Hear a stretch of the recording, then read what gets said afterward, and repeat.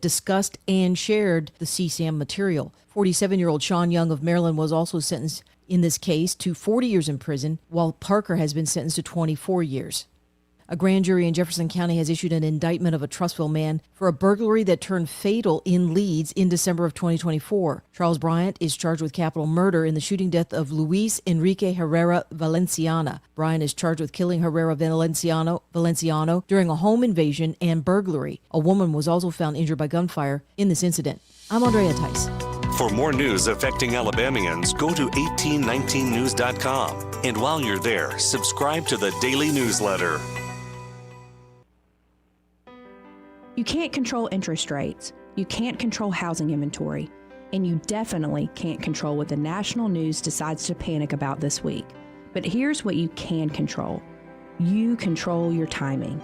You decide when it's the right time to buy, when it makes sense to refinance, and when to tap into your equity to renovate, invest, or consolidate debt and free up monthly cash flow.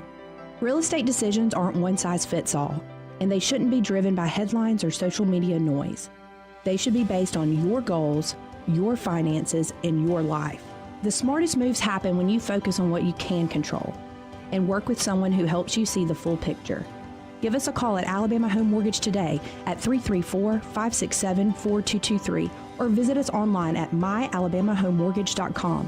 That's Alabama Home Mortgage, because there is a difference in mortgage companies. NMLS 1586368, Equal Housing Lender.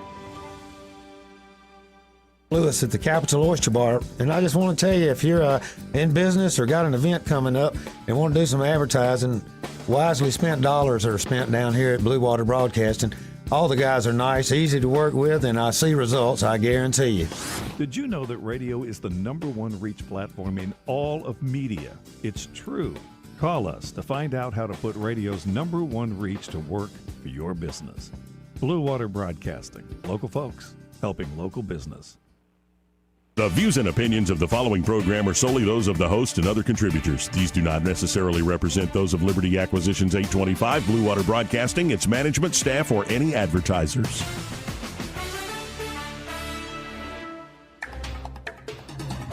It's time for Montgomery's conversational radio show. It's News and Views on News Talk 93.1 FM. To join the conversation, call 272-9228.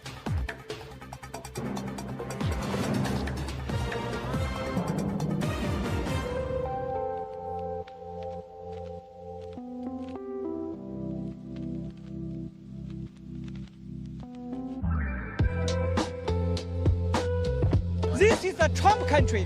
We live in the southeast. We drink sweet tea. We don't drink socialist Kool-Aid. Joey Clark. Welcome into the Thursday edition of the program. I'm your host, Joey Clark. And more updates on the Iran war forthcoming, especially now that a major gas field was hit. Trump saying the Israelis did it without my permission. Other sources saying, no, the U.S. did approve of it. Iran hit a major gas field or oil field in Qatar in response. And so you end up with so much that is just absolutely a mess out of all of this. And, you know, when you think of high gas prices, how frustrating that is. How long will this thing drag on? What are the political ramifications for the midterms of this war dragging on? It all pales in comparison when you are reminded of the cost to life and the people we love in this community. Joining me now, we have Erica Thomas with 1819 News. Erica, good to have you back on the show here this Thursday. How are you? Howdy, Joey. I am doing well. You know, introducing me to that somber tone, it just reminds me what the price of all this really is, and we've seen a lot of that come out, especially in Alabama. We've lost 3 people here. Yeah, and I know you covered Trump, Tuberville, and Britt all attended, quote-unquote, humbling and heartbreaking return of the airmen killed in Iraq. And when you see these smiling faces, I mean, all of them, and I know Alex Klinner, his lovely wife, put out just a heart-wrenching message on Instagram, and the GoFundMe continues to go well. But when I look at the image of all these young people, all younger than I am, I just, my heart breaks. Yeah, I remember back in 2011 when I was living in Phoenix City, a lot of my friends were at Fort Benning, and one deployment in particular, we lost like 3 different people that were my friends. They were Army Rangers. And it kind of takes me back to those memories. Like it's that next generation that's dealing with what we dealt with then, and it's just heartbreaking. Alex Klinner, he was one of the 6 that were killed in support of Operation Epic Fury, and his wife Libby was well known on Facebook and Instagram. She's a teacher, and she kind of gives out ideas for teachers. Just a beautiful family. They live in Trustful.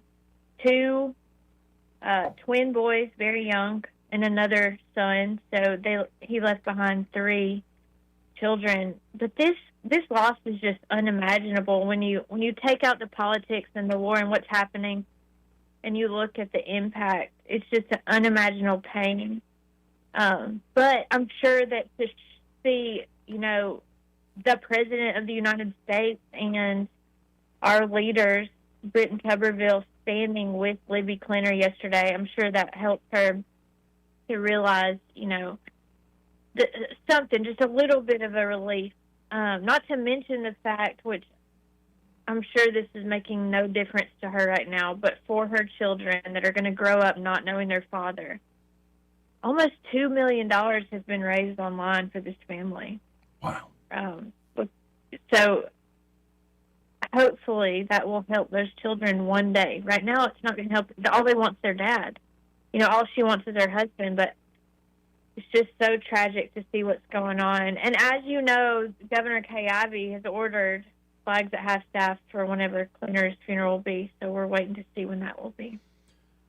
Well, and I appreciate you reporting on this, and these, I think, are the biggest costs, like I said. And there's a lot to break down in this war. I will talk about all the other effects of this, and hopefully, and I'll continue to pray that it will end soon and create a long-lasting peace in the region so no more lives need to be lost. But this is the ultimate price these folks paid, and especially when it's in our own backyard, we should lift them up and the families in prayer and honor them. And it really is crazy to see, too, in this day and age where all of a sudden your wife and kids are taken care of if you're looking down from heaven. And at least, they're not going to starve or anything like that. They're not going to struggle in those regards. Exactly. I mean, that's the least we can say right now. We like to say stuff positive when we're faced with tragedy. Sometimes people laugh even, just try to find something to smile about, and this is one of the most difficult times to do that. But we can all smile knowing that Klinner and also, all the other 5 people that were killed, they died American heroes, and they will be remembered. They are being honored, and their children that are left behind will have something amazing to remember their parents by. Well, after opening like this and starting a conversation, I'd talk to you in a few weeks. It's hard to shift gears, but let me try it this way. And again, folks, we're talking to Erica Thomas there of 1819 News. You've done a lot of these, I think, poignant stories, often tragic stories, and often when they overlap, especially with faith and how people's faith gets them through the toughest times. You do a lot of the crime stories that around the state. But you have another genre of news story that you do that I really appreciate. Last week, it was snakes. This week, it's coyotes. You do great animal stories. So first, before we get to the coyote sightings in Mobile neighborhoods, how'd you get in touch with the snake catcher, the snake trapper? Well, last year, Alabama snake removers, actually the last couple of years, I have use Alabama snake removers as a source. When people start posting videos of snakes online, I'll call them and say, hey, what do we have this year? Last year I called, and Frankie Ferguson, he's one of the co-founders of that, he had gotten bitten by a cottonmouth. So, I mean, that's just crazy. That story really was shared all over the place. one of our top stories of all time is him getting bitten by a snake. And he's a handsome guy, so that helps, you know, seeing a handsome guy on the headline photo. So this year I called him and I said, so what now? He's fine now, but he did want to give some tips to people, some reminders about, you know, warmer temperatures, snakes start coming out. But also he wanted to debunk some of the myths that you hear about snakes. So it's really interesting to see some of those. And y'all can go to 1819news.com and read through all those myths. And I will say one of them is snakes are not evil. Well, and they don't chase you and like all sorts of stuff in there, folks need to go check out. And then you have one that just came out or came out very recently, if not today. The coyote sightings they're increasing in Mobile neighborhoods. In Mobile, in a city proper neighborhoods, you're seeing more coyotes? Yeah, well, Mayor Spears here about us, he said this is kind of normal for this time of year. You know, you're going to have the warmer temperatures bring out all the critters, including coyotes, because it's breeding season for them. So they're going to be getting out looking for mates and food just like snakes do. And so they're getting a lot more reports of coyotes in neighborhoods. And they do want people to report those to the 311 system, and all the information on how to do that is in the story at 1819news.com. But it's not necessarily when they report them they're going to come get the animal. They're not going to do that unless they're aggressive or, you know, there's one particular one targeting people's animals or people. But they do want to track them so they can kind of learn where the hot spots are, kind of what to do. And this is all just a way for the animal services of Mobile to keep a record of where they're seeing sightings so that they can come up with solutions and take action when it's needed. Yeah, it'd be better to get on top of this instead of, you know, the cat goes missing for days. Yes, exactly. So, folks, y'all just stay vigilant. And if you are listening in the Mobile area there, all the information is in that story. And you can always find all of Erica Thompson's stories. Just put in Erica Thompson 1819 News. And you can always, on any story, click the author URL, the hyperlink there, and go to all the stories a particular reporter like Erica has been doing recently. And I'm looking at another one you did. Let's tell folks the story of James Paul Gracie, what's going on, that he's still missing, I believe. Yeah, this is a really tough story. It brings back memories of Natalie Holloway, except for this time the victim, the alleged victim, is a male. He's a student at the University of Alabama. He's a fraternity member with at the college, but he's from the Chicago area, Elmhurst, Illinois.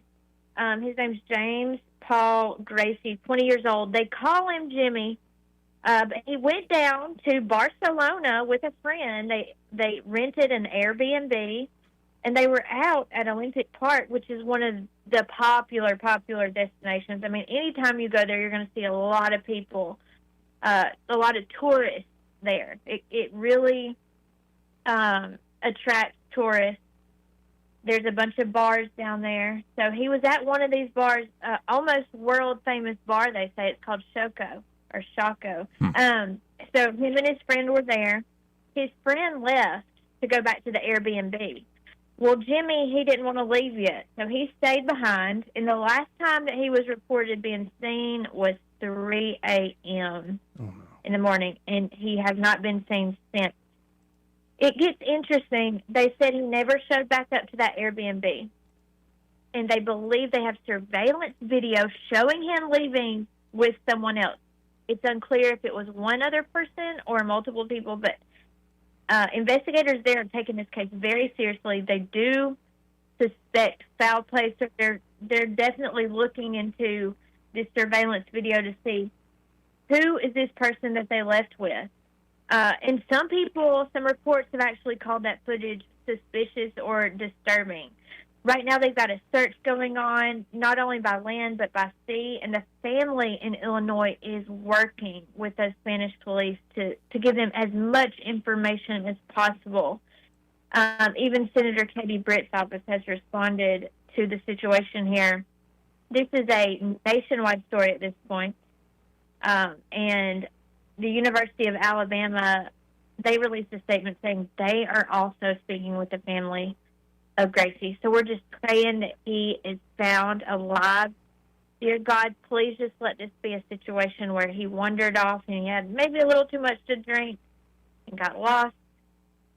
But it's just it's getting more and more concerning as time goes on, because as you know, when someone's reported missing, the more time that passes without hearing or seeing that person, the more likely that foul play is a factor.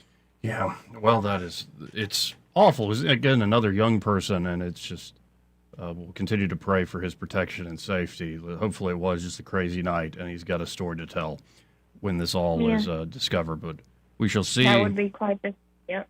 And you have another crime story, but one that it's almost a legacy crime story at this point. The Anaya Blanchard case. Finally, you have jury deliberation underway? Yes, we are in day 2 of jury deliberations in the case of Ibrahim Yazid. He is, at this point, 36 years old, from Montgomery. He's the guy that was arrested back in 2019, which, if you think about that, that's way too long to wait for a trial. This is ridiculous. He's been in jail since then, charged with capital murder, and he's facing 2 separate charges of capital murder. And even under those 2 charges, there's an umbrella of other cases, including felony murder, manslaughter, first-degree kidnapping, armed robbery. I mean, there's just a slew of charges Yazid is facing. So we're gonna wait and see what the jury decides. You know, the longer that goes on, the more concerning this gets for the family. Anaya Blanchard's family wants justice in this case. In the meantime, as you know, Anaya's law has been enacted. Blanchard's mother has been completely focused on helping and assisting other victims of crimes and their families. She championed Anaya's law, which allows judges to hold suspects with no bond after an Anaya's law hearing. That's in certain cases. So, I mean, it's already made a huge difference. A lot of people probably thought, you know, that Anaya's law was passed after somebody was already held accountable for this crime, because at the time that Yazid was arrested, he was out on bond already in a case that included attempted murder and kidnapping. And so for him to be charged just a little bit later with the kidnapping and capital murder of Anaya Blanchard, I mean, obviously something needed to be done. So now in a lot of counties, we have judges that are using Anaya's law and actually keeping these offenders and alleged offenders behind bars where they need to be to keep the public safe. Of course, in some counties, judges are not taking advantage of this opportunity because they don't want people in jail. They want to let the criminals go. But that's another story for another day. Yes, it is. In the meantime. Well, and I will continue to pray for justice in this case. And I wish it was much swifter than it has been. But we are where we are, and thank God we're now finally at the deliberation process with this trial. Mm-hmm. Absolutely. You're right. It's absolutely crazy how long it takes. And I'm all for substantive due process. It's not like you got to speed through things, but 7 years? Man. Yeah. I mean, just no excuse for that. By now, if he is found not guilty and there is someone else involved, we'll never know. I mean, you just should not let it drag out that long to where we don't get justice. And we see other cases, especially high-profile cases, that have come and gone through the system in the meantime. It's so sad that we haven't seen justice for this case yet. Amen. Now, I want to get your reaction to something. Before I read this, it's from the White House, from the president himself.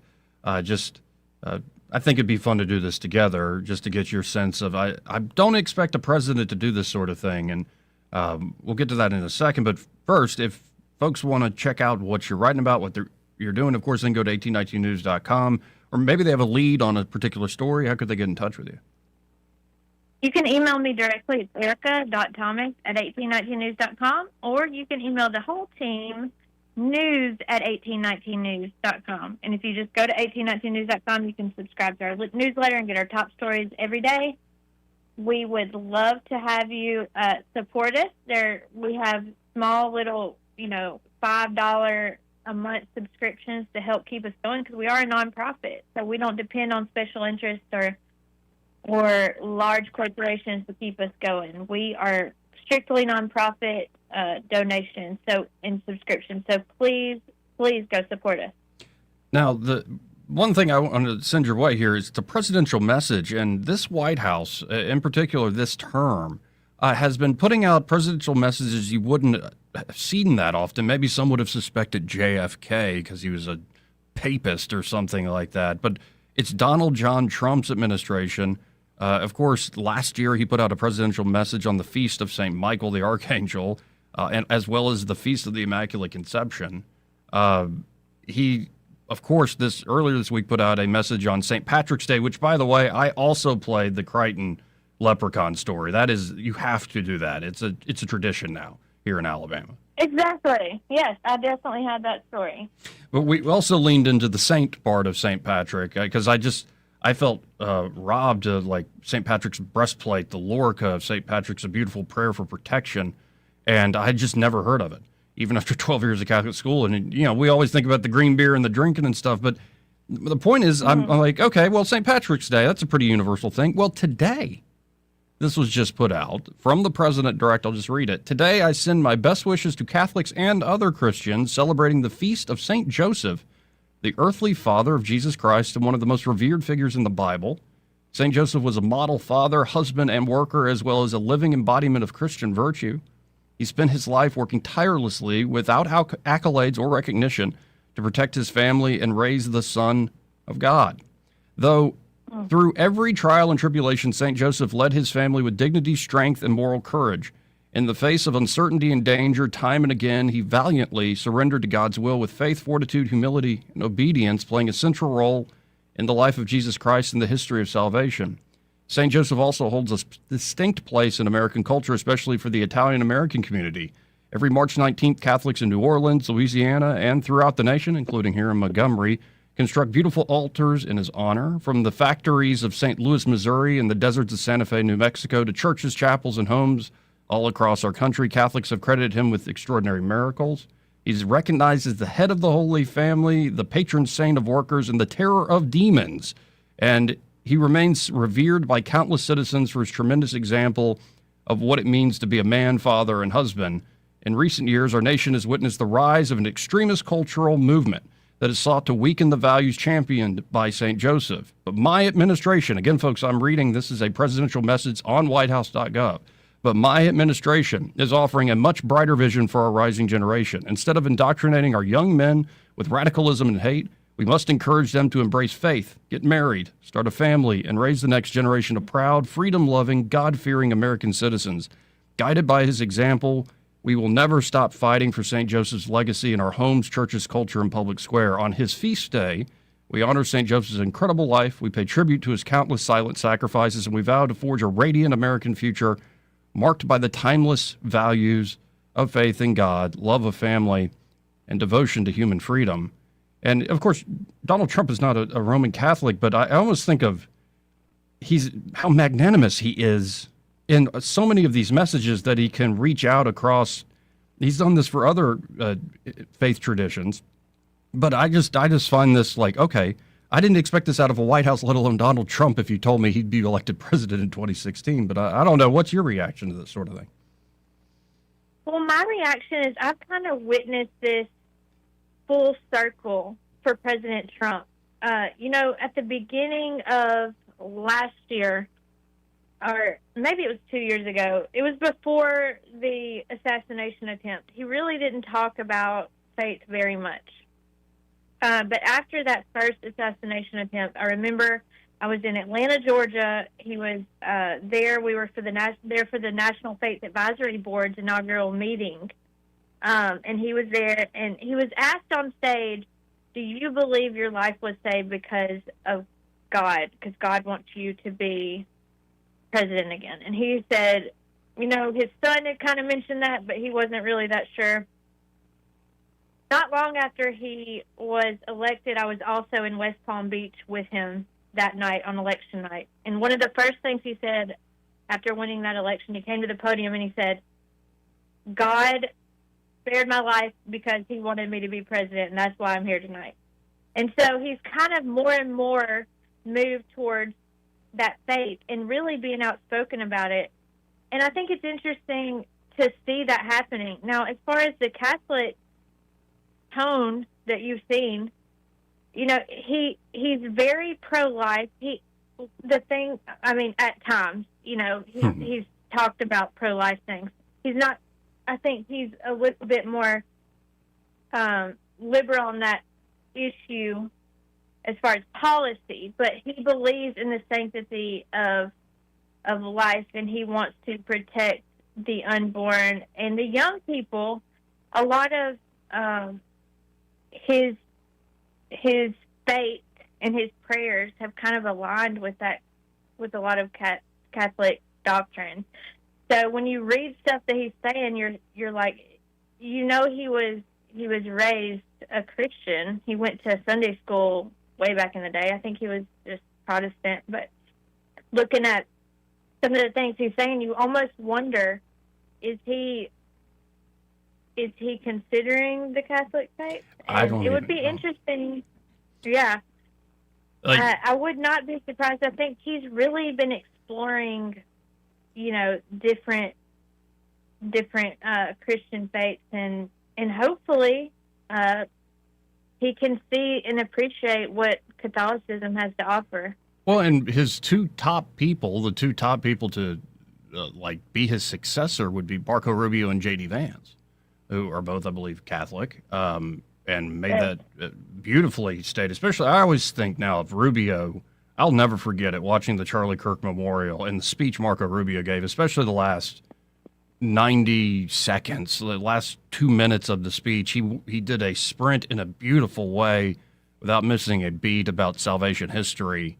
And I've never heard a Secretary of State say something like that in such a way. So my hope is this is the right tone and right direction, not explicitly necessarily even Catholic, just reminding folks of the great traditions of the West, even if you don't say believe in the intercession of the saints, like reminding folks of this amazing tradition to say, well, not only is it a good idea for young men to get their stuff together and start families and protect those families, it's also something that we have profound roots that we can point to that stretch back centuries, not millennia. Yes, and that is, amazing. I know did you see the March for Life video message where he said every child is a gift from God? And, everything he said was like to the core Catholic doctrine, and it was very interesting to see that one too.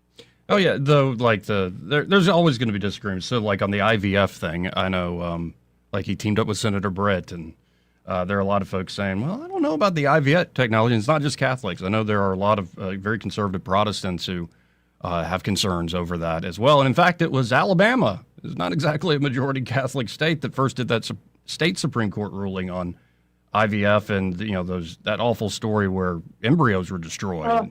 Oh. Yeah, that was terrible. The crazy man went into the hospital in Mobile and just destroyed all those frozen embryos. That was terrible. Yeah, so it's a fascinating time, and I'm also looking at another story that recent data shows. It's YouGov, a sharp rise in belief in God amongst young folks, especially the real young, folks around our age cohort, without giving exact ages necessarily. It's up about 13% in the last few years, but it's almost a 20, 30-point jump for, say, Gen Z, from folks who said, no, I don't really believe, or I don't really know, I'm agnostic about, to now saying full-throated, yes, I believe with all my heart. And it just, as much as the online space, it can sometimes feel like we're in hell with all the accusation, just how scattering it all is. What a beautiful thing that this seems to be coming back in a great way in this nation. Definitely. This is a big surprise, but a big, positive, happy surprise. I'm always going to say, praise the Lord. Thank you, Jesus. I'm so glad that people are hearing your word. They're hearing who you are, believing in you, because we have got to have something to hang on to and believe in.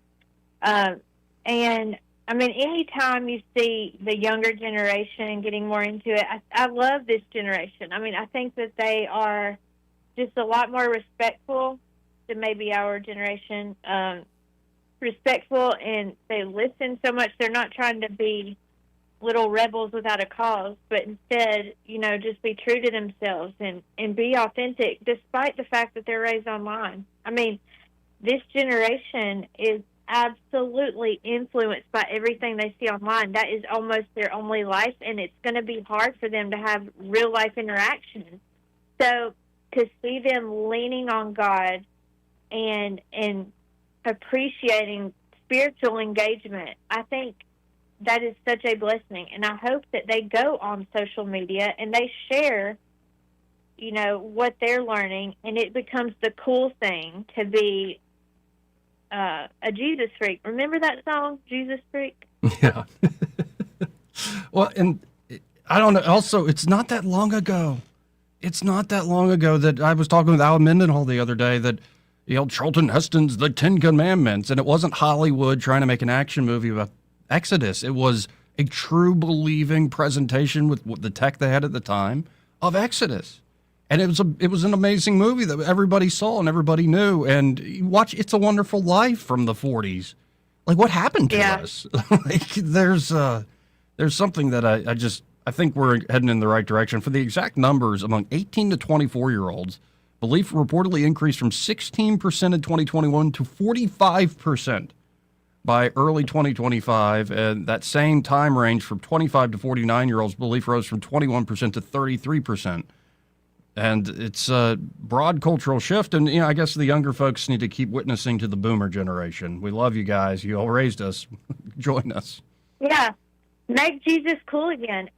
And when you're reading those numbers, I just seriously wonder how much influence Charlie Kirk had on this generation. Was this it? I feel like he may have moved the needle a little bit. He almost made it cool to love Christ again. Well, amen. Well, and I always appreciate your time, and I thought it'd be good to do that alongside with you there, Erica. And I'll hopefully talk to you again next week. Thank you so much. God bless, Joey. God bless. Again, that's Erica Thomas there with 1819 News. 272-9228 if you want to get in on the conversation. I might be flying solo today. I don't even know. But we'll keep powering through, because there's a lot of updates on the war. It's a big mess, man. And again, I continue to hope and pray that it will end here soon. We won't be talking about this on July the 4th of this year. I'll put it that way. This part of the program brought to you by James Cole and Cole Plumbing, and they're at Cole Plumbing. They're ready to help you with any and all of your plumbing issues. It's right there in the name, obviously. But it could be like a big deal, like a gas line leak. Yeah, they can help you with that at Cole Plumbing. Or a major water leak inside or outside the home. Even if you didn't notice that, like anything getting wet, you all of a sudden see the water bill is skyrocketed, and you didn't install a pool or anything. You didn't install a sprinkler system. Well, Cole Plumbing can get out there, find that leak, and solve the problem with minimal discomfort to you in your home without tearing out a bunch of drywall or digging up a huge trench in the yard to get it done. No, they do it with precision and expertise. But, of course, they can also help you with, like, a toilet won't stop running, or a faucet that keeps dripping, or maybe you need a new garbage disposal, or you want to upgrade to a tankless water heater system, or you want a taller toilet that, if you're getting up there in age, you don't want it to be a chore on your knees and on your hips to do your business. So check out Cole Plumbing today. You can always go to coleplumbing.com, make an appointment there, or call them direct. In fact, save their number in case of an emergency. That's 279-8919. That's 279-8919. And just remember, folks, when you have trouble with your bowl, call on Cole. He may not know whether he's coming or going, but whether you're going to work or coming home, Greg Budell is there. Mornings 6 till 9 and afternoons 3 till 6. Only on News Talk 93.1 FM WACV. 2026 marks 60 years that hope has had a home in Alabama. At the Alabama Sheriff's Youth Ranches, children who've lost everything through no fault of their own have found something priceless. a safe place to live, a loving Christian family, and the chance to simply be kids again. Here, boys and girls grow up surrounded by care, guidance, and faith, learning right from wrong, learning responsibility, learning they are valued and that their lives have purpose. As the Alabama sheriffs have believed for 6 decades, it's easier to build boys and girls than to repair men and women. These former ranchers are now teachers, parents, business owners, and leaders, living proof that love, structure, and faith can change a life forever. As the Alabama Sheriff's Youth Ranches celebrate 60 years of serving Alabama's children, you can help ensure the next child has the same chance. Learn how you can make a difference at alabamasheriffsyouthranches.org. 60 years of building lives, and we're just getting started. Hi, this is Bo Goodson with the Real Estate Minute. Many of the real estate laws have changed recently, and you need to know how this might affect you as a seller or a buyer. As an agent of the seller, the agent owes undivided loyalty and full confidentiality to the seller. The listing agent can recommend repair services and vendors, pricing guidelines, tips to help get your house in selling shape, and negotiate offers and counteroffers for your benefit. A facilitator, which is the new term, cannot suggest a price or counter or recommend anything. They offer very limited services. A buyer agent solely represents a buyer's interest and can recommend mortgage lenders, down payment alternatives, and can suggest an offer price and write an offer. Whether you are selling or buying, you need someone in your corner that's trained to represent their clients. After training over 15,000 agents throughout the state and help create and close thousands of home sales over 4 decades, get the straight information from Bo Goodson at the Goodson Group, 221-2883. Rich Thomas Weather, a service of Riverside Chevrolet Wetumpka. If it's Chevy, it's Riverside. Best price, best selection. Check them out on the web at riversideusa.net. Rich Thomas Weather. Well, hi, everybody. Slowly, our temperatures are returning to normal, and we have a big warming trend on the horizon. Today, with a good bit of sunshine, look for a high temperature up to about 70. It's just a little bit below normal. Then mostly clear tonight, overnight low temperature in the mid-40s, but some nice warming ahead. Friday on the first day of spring, high in the upper 70s. I think we'll be in the lower 80s with more sun on Saturday and maybe even middle 80s on Sunday. Not bad. From the Blue Water Weather Center, this is Rich Thomas. CB&S Bank, serving families and communities since 1906. Proud to be named 16th best performing bank nationally in their asset category by American Banker. Learn more at cbsbank.com. CB&S Bank, member FDIC, equal housing lender. Trustworthy, accurate, immediate. Carrying your voice across the river region. News Talk 93.1 FM WACV. Joey Clark. Welcome back. And it was just brought to my attention off air by a caller, lovely caller, that we have some breaking news. In fact, this broke a little after I got there into that opening segment of the show. A Macon County jury has reached a verdict today in the trial of the man accused of kidnapping and killing 19-year-old Anaya Blanchard in October of 2019. Ibrahim Yazidi, 36, was found guilty of murder and felony murder. Since he was not found guilty of capital murder, he no longer faces the death penalty. Montgomery County Deputy District Attorney Josh Jones confirmed the trial was originally expected to last through at least March 20th, but concluded Tuesday with closing arguments from both the state and defense. So that just came out, WSFA reporting it at 12:12 our time, that the awful man, the evil man who recklessly took Anaya Blanchard from this world has been found guilty of murder and felony murder by a jury of his peers. We will see what the sentencing is, but I'd imagine he might be spending the rest of his life there in prison. And good riddance, rightfully so. Again, welcome back to the program, 272-9228. That's 334-272-9228 if you want to get in on the conversation. Now, there's this whole thing with the war going on about a strike on a Qatari gas field, and actually it's kind of in the middle of the water there. Trump claims U.S. was unaware of the Israeli strike on the Qatari gas field.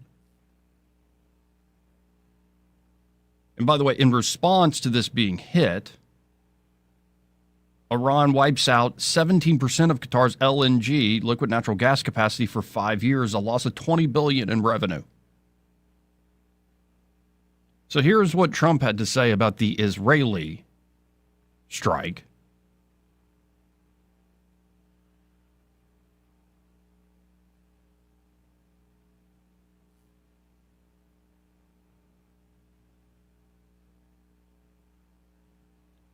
He claimed that the U.S. was completely unaware. But of course, in less than a month, Operation Epic Fury has roiled the global energy markets, driving gas prices to their highest level since 2023 and pushed liquefied natural gas prices up more than 50% worldwide. Again, this field struck by the Israelis was a large gas field jointly owned by Iran and Qatar.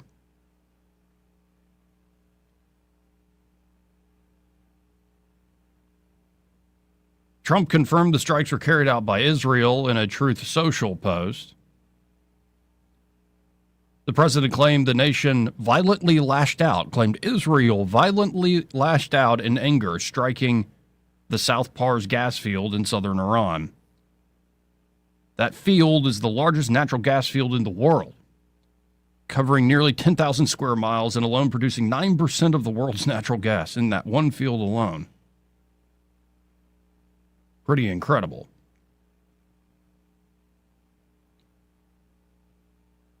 I'm looking here for the full Trump statement.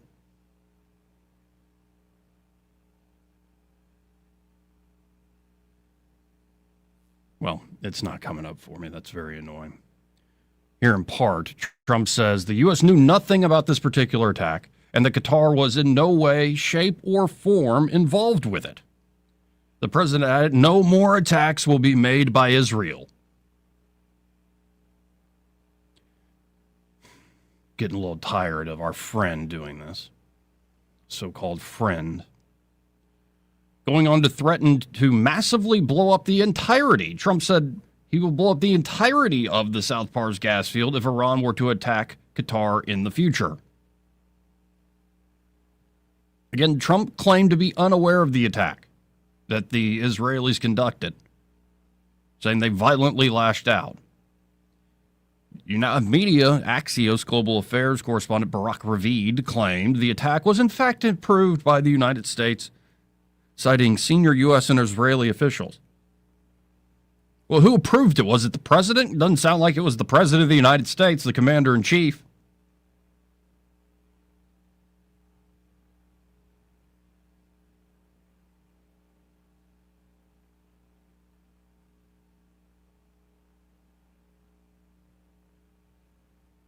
When asked about this, the White House again referred back to the president's Truth Social post regarding, well, that we didn't know about this, we didn't approve this. So who's driving the car? Because Trump keeps saying, I'm the one driving the car. But then, things keep happening. Or it seems like he is not the one who actually is in charge of a lot of this. Now, he's in charge of most of it. He's in charge of a lot of it. And he wields the biggest stick, don't get me wrong.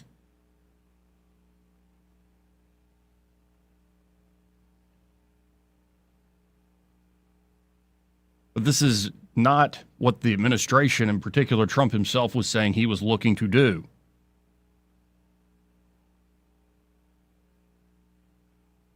Again, in response to this being hit by the Israelis, Iran lashed back out, wipes out 17%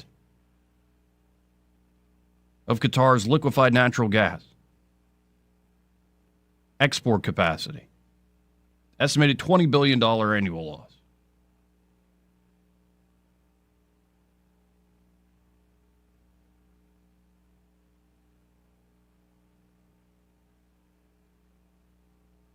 And a lot of the executives there that run those companies and run these facilities saying they never thought that we would be hit like this. Why are we being hit like this?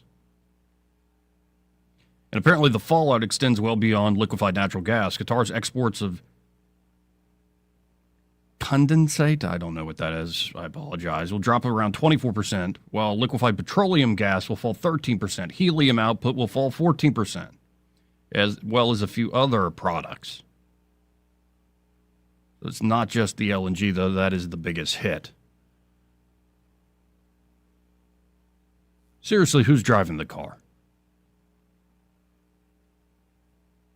In response, Scott Bessent, I don't know if they've pulled the trigger on this, but the Treasury Secretary has said they are prepared to actually lift sanctions on Iranian oil. In fact, there's a lot of Iranian oil out there floating. Essentially, floating storage is what they called it. Essentially using Iranian oil against Iranian oil.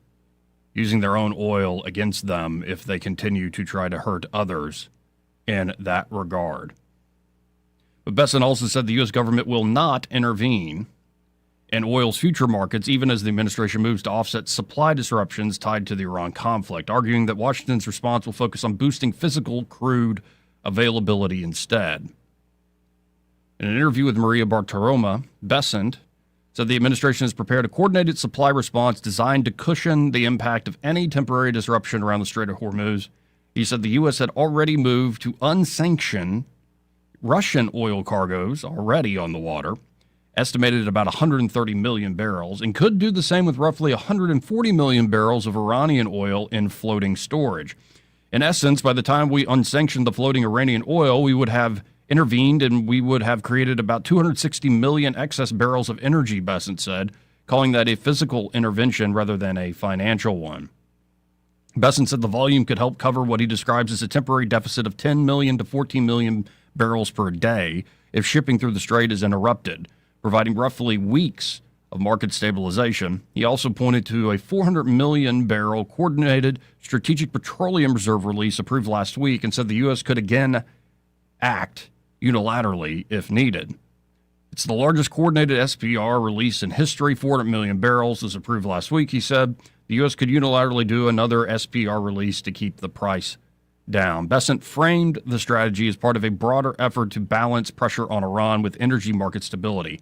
He said the U.S. has avoided striking Iranian energy infrastructure, even while escalating military operations, arguing the goal is to preserve supply while keeping pressure on Tehran. Did somebody tell the Israelis that was the strategy? Bessent goes on to say, we have lots of levers. We've got plenty more that we can do.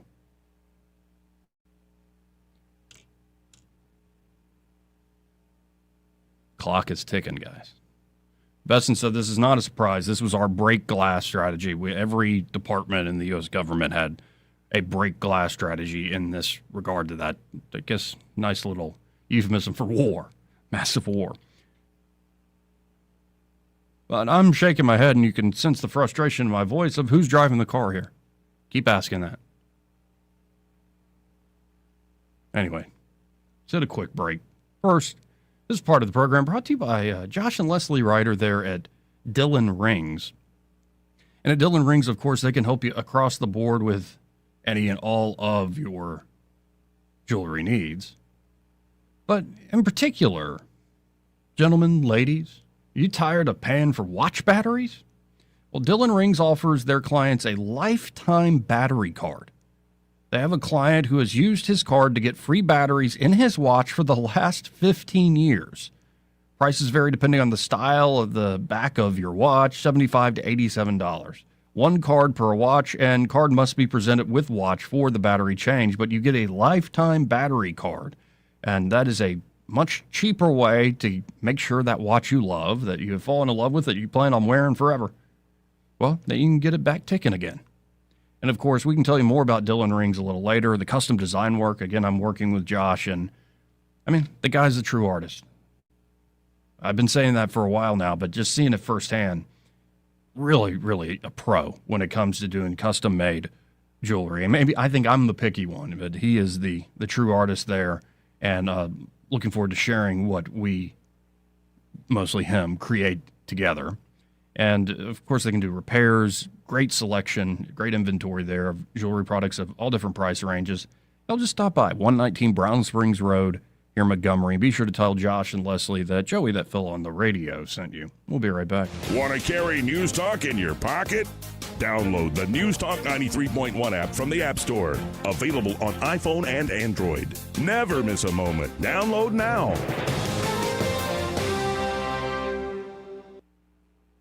Before you commit to that plumbing repair or upgrade, get a second opinion from Headley Plumbing. Our estimate could save you thousands. We do it all: residential, commercial, and septic tank service, serving the entire river region. No membership, no contract, just fair, reliable service. Call Headley Plumbing at 285-3667 or visit headleyplumbing.com.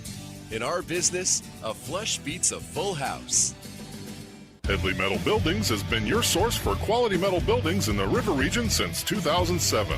Carports up to 24 feet wide, RV covers, storage buildings, even a sturdy metal barn up to 54 feet wide. Your structure can be customized, installed on level ground, and comes with a 20-year warranty. Let Headley Metal Buildings help you find the perfect solution. Financing available. Call 285-3667 for details or find Headley Metal Buildings on Facebook. For too long, Alabama's statewide news companies have shamed us for our conservative Christian values. Alabama deserves a news company that cherishes our culture, a company that isn't bought and paid for by the powers that be. 1819 News is that company. Run by Alabamians for Alabamians, 1819 News celebrates what is good and beautiful about our state, while exposing those who work against our values in secret. Just go to 1819news.com to learn more. Subscribe to our newsletter. That's 1819news.com. If you're on a budget and trying to feed your family inexpensively, Pizza Perfect has the deal for you. In March, get a free 2-topping medium pizza with the purchase of any large pizza. Pizza Perfect's buffet includes pizza as well as spaghetti, breadsticks, salad, dessert, and drink, only $13. Buffet is available Monday through Saturday for lunch and for dinner on Tuesday, Friday, and Saturday. Available for pickup and delivery as well. 2-topping medium pizza free with the purchase of any large pizza in March at Pizza Perfect, Coliseum Boulevard, Eastbrook. All the headlines the mainstream media won't touch. Your News Talk station. News Talk 93.1 FM WACV. Joey Clark. Welcome back. Let's go right to the phones at 272-9228 and talk to Jim. Hey, Jim, how are you? Hey, Joe, fine. I really don't want to get into all that stuff there about the war and thing, but I just a real quick thought, though. Can you imagine if Kamala Harris and Tim Walz were in charge right now? Just try to imagine that in your mind. No, don't make me do that. It would be hell on earth. Don't make me do that. I mean, I just can't even imagine. The Salad Master and the Tampon Tim. I just want to bring up something. It's I know this Nancy Guthrie, Savannah's mom. Yeah. Which has suddenly just disappeared from the news cycle. What? And now they've got a new one they're going on. They're going on this kid from Alabama that's disappeared over in Spain. Now they're going to run this thing into what happened to it now? This is going to run cycle, 24/7 now. But this 24-hour news thing, they pick up a story, and then when it doesn't help their ratings, they just dump it, move on. It's unbelievable. Did her mom just vanish in the thin air? Yep, and you're right about the incentive structure of especially the old school traditional corporate media. Yeah. But when you got 24/7 news channels, they've got to have something to fill. And this is the latest. This kid I feel sorry the kid's missing, but you don't need to be out at 3 o'clock in the morning hanging around in the bar in a foreign country if you're an American. I'll tell you that right now. But right. But this woman's mom is gone now, and you'll probably never hear. We'll never hear any. This will be one of those things. It'll be on TV in about a year. Unsolved mysteries. It's weird. But anyways, I know you're a little with this. What's going on now, Joey? I'm going to trust Donald Trump. there's something's gonna. That's all you can do. Oh, yeah, and I'm not trying to let it ruin my day. I'm more saying the clock is ticking. Yeah, I'm about to play a clip of Hegseth here. They're going to request $200 billion more supplemental to pay for all this. So my point would be, all right, we got dead Americans. We are spending a lot of money, $200 billion worth. It better work. Yeah, they need to wrap it up. Yep. Just wrap it up. There can't be much left over there to bomb.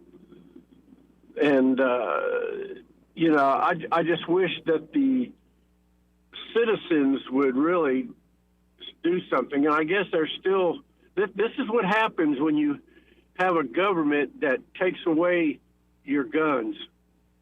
Yeah, exactly right. They don't have any guns over there, so they're helpless. If you're not, the citizens are, when they're subjugated like they are, it's bad news. But I'm with you. They need to wrap this up and get this thing straightened up, because don't want another Afghanistan or Vietnam or anything like that. So Here. Well, I appreciate it, Jim. Thanks for the call, man. All right, y'all have a good one. You too. This part of the program brought to you by Montgomery Men's Health. So if you're a man and you just don't feel like a man anymore, like seriously, you just feel tired, dog tired all the live long day. In fact, you feel wiped out when you wake up. That's not a good sign, gentlemen. You start to see that waistline creeping. You lose confidence in the job you're doing. You're losing confidence throughout the day, and you're in particular losing confidence in the bedroom. You're slipping. And if you feel it, she does. Like, if you're not feeling well, she notices. She might be nice about it, but the thing you need to know, gentlemen, if you're having these sort of issues, is you're not alone. You're not the only one. You're not the only fella dealing with this. And for a lot of guys, whether it's low T problems or low performance ED problems, Montgomery Men's Health, powered by Men's Pro, is ready to serve you. And it's in-person care. They've been in here in Montgomery and the surrounding areas, serving this whole area for years now. And they've improved the lives of so many men who thought, well, I'm really stuck in a rut. I'm in a tight spot here. Because it's in-person care, though, they can get your labs done quickly, and with urology-backed medicine, they can create a personalized treatment plan for wherever you are in life and what you're dealing with. And seriously, if you're 50-something, 60-something, and you're feeling these sort of problems, that just general malaise, lack of life energy, well, there have been a lot of men in that category have gone into Montgomery Men's Health. And after treatment, sometimes on the very same day, they go in, they feel decades younger. They got that pep back in their step, confidence back in the bedroom, more energy at work. They're even hitting the gym again, and they can eat more again without getting pudgy. Now check out Montgomery Men's Health today if you're looking to solve these sorts of problems. It's 440-3663. That's, again, 440-3663. Or you can always book online in under 30 seconds at MontgomeryMen'sHealth.com. Montgomery Men's Health, for every man in every season of life. Broadcasting from the Riverside Chevrolet Master Control Center, this is WACV Cusana, News Talk 93.1 FM. When it's Chevy, it's Riverside. With SRN News, I'm Bob Agnew in Washington. War Secretary Pete Hegseth says the U.S.-Israeli strikes against Iran have struck more than 7,000 targets. Speaking to reporters today at the Pentagon, he said, to date, we've struck the 7,000 targets against Iran and its military infrastructure. He said Iran's ability to manufacture new ballistic missiles has probably taken the hardest hit, and that capacity is down 90% since the start of the conflict. He also says that the Pentagon will be asking Congress for more funding soon. Senate Majority Leader John Thune says the Save America Act contains common sense ideas to ensure voter integrity. It's something he says he simply cannot understand why the Democrats are opposing. The U.S. is awash in red ink as the national debt has now hit a new record high of $39 trillion. On Wall Street, the Dow is down 360 points. This is SRN News.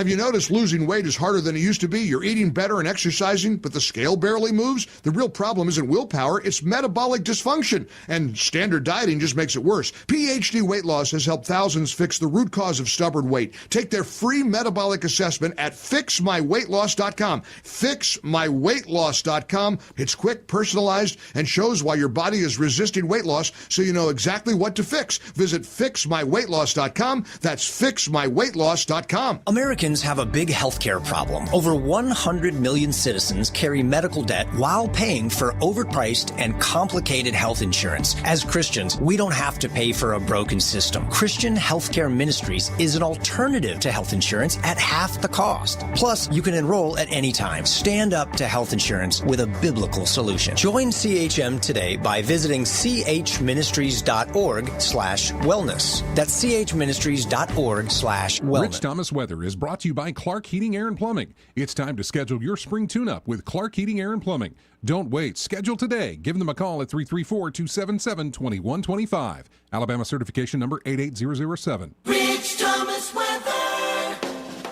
Well, hi, everybody. Slowly, our temperatures are returning to normal, and we have a big warming trend on the horizon. Today, with a good bit of sunshine, look for a high temperature up to about 70. It's just a little bit below normal. Then, mostly clear tonight, overnight low temperature in the mid-40s, but some nice warming ahead. Friday on the first day of spring, high in the upper 70s. I think we'll be in the lower 80s with more sun on Saturday, and maybe even middle 80s on Sunday. Not bad. From the Blue Water Weather Center, this is Rich Thomas.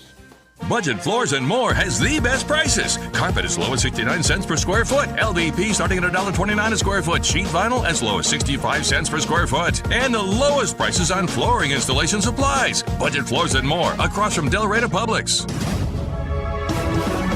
From the Blue Water Broadcasting News Center, these are today's top stories.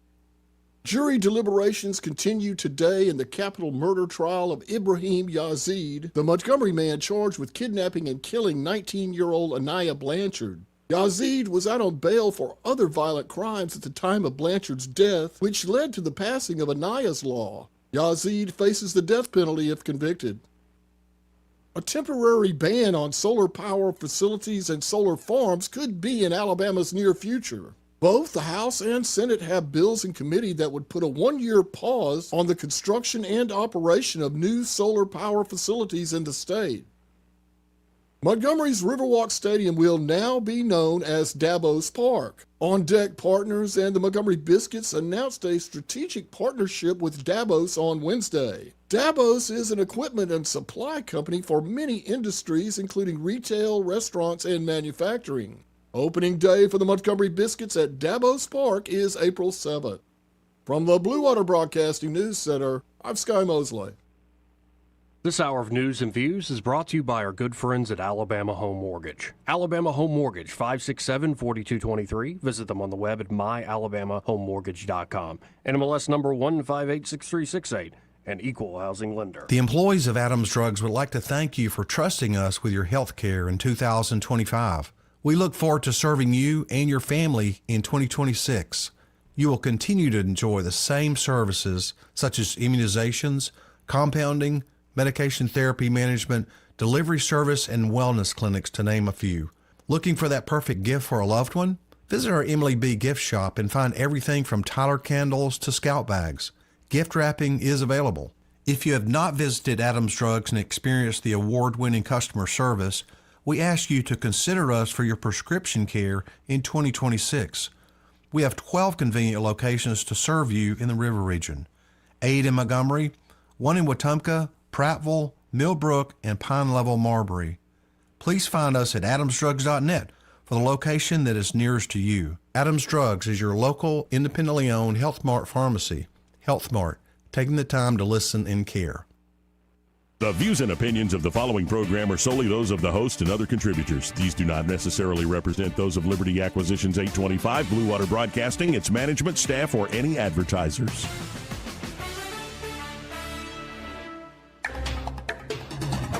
It's time for Montgomery's conversational radio show. It's news and views on News Talk 93.1 FM. To join the conversation, call 272-9228.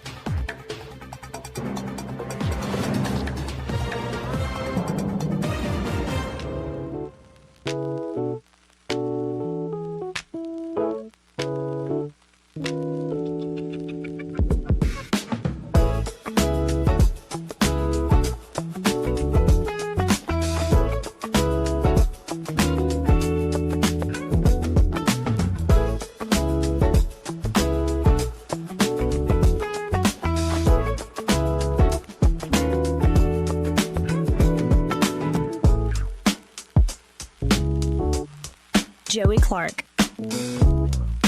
Welcome back. So I hate to even say it again because I feel like it's Groundhog Day, Iran war, and what's the other thing they keep bringing up? The SAVE Act.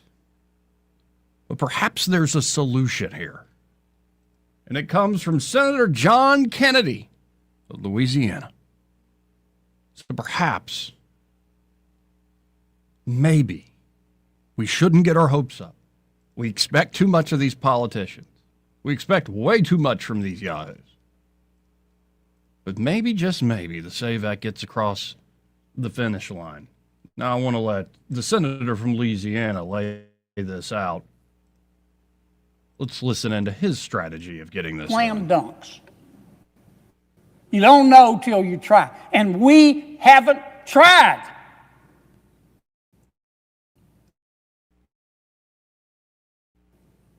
And if this bill is as important as it is, the confidence, the trust of the American people in our elections. If this bill is as important as we say it is, we should try it through reconciliation. I haven't convinced Senator Thune of that. I haven't convinced all my colleagues on either side of the aisle.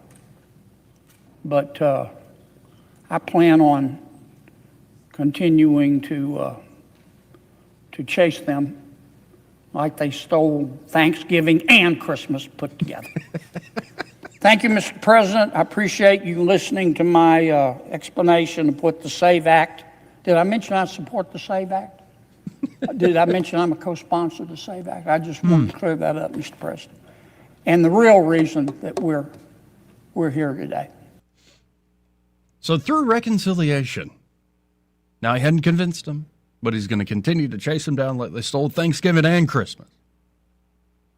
Yeah, getting a little tired of the Grinches in the old Republican Party, the grand old party. Talk a good game, but never quite deliver. I'm not accusing John Kennedy of that necessarily, or anybody else, but a select few up there that'll, show up as a show pony for a show vote that has no real effect. Mitch McConnell. Get it done, guys.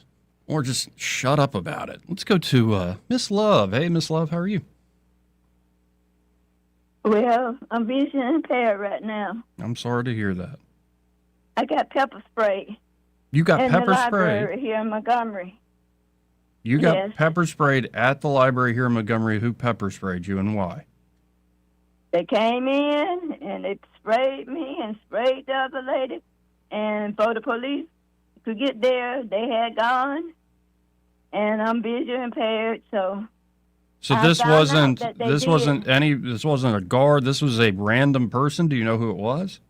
It was no, I don't know them. It was two people at least. But the thing is that in a way I have called, and they don't have security guard in all the city libraries, and they should after this happened, But I called the other day, and they didn't have it, at least not all of them. Well, and correct me if I'm wrong, you go to the library a lot, right? So you were just, paint the scene for me if you can, if you don't mind, of like, you're just there. I was just there working on a project I want to present, but I don't know the other people in there. But the fact is, when they did show up, the police, one of them laughed at me like it was funny. I don't see nothing funny about my vision being impaired. So I called Poison Control. They said, ma'am, all I could tell you, I wouldn't go back to the library, so I didn't. I went to the library downtown that I volunteered in for almost 10 years before I left here. And a lady came over that worked there and sprayed me in the face. I filed with the city. I got no help. So y'all be careful. And if it's any way you can convince them to put security in all of the libraries, it would be really nice. It really would. Wait, so did you say this was somebody who worked there, or was somebody just another random person who sprayed you in the face? They just came. Oh, I was told she worked there because when I found out, I had to write to the city. That's the process. And turn it in. And I did. And the They police just told laughed me- about it. When they came, one of them laughed about it. I did not see nothing funny at all. When did this happen? And it's been over a year now, but my eyes, I love my eyes, but some should have been help. Some help should have been given to me. And you still And can't see the same way you did before this No, happened sir. a year ago. No, sir. No, sir. And I didn't know the lady, and she didn't know me. You know, and we tried hard to go to the bathroom, wash it out like we was told. But this is ridiculous. You help people. This is not my fault. This is not her fault. The city should help us. But last thing I want to ask you, sir, do you know where's the baby? I would like to give some kind of donation to the baby that got attacked by the dog over on Gibson. I don't know. If anybody know, please let him know. You know, and you let us know. Okay, please, sir? Absolutely. Best of luck, Miss Love, and I hope your sight comes back. And either way, I hope the light of God fills your eyes still, despite these awful things that happen. Yes, sir. Well, I'm still hoping the city put guards in them places, and hopefully they will help me in her, because this is their fault. Thank you. I appreciate y'all. Bless Easter to all y'all. Thank you, Miss Love. It's awful. 272-9228. Anything you got, folks. That's 334-272-9228. Oh, by the way, I've just got a video sent to me by good old Eddie Bader. Oh, wow. And they're fans of mine. Y'all are, Eddie's grandkids are absolutely adorable, and I think he just got him a bike today.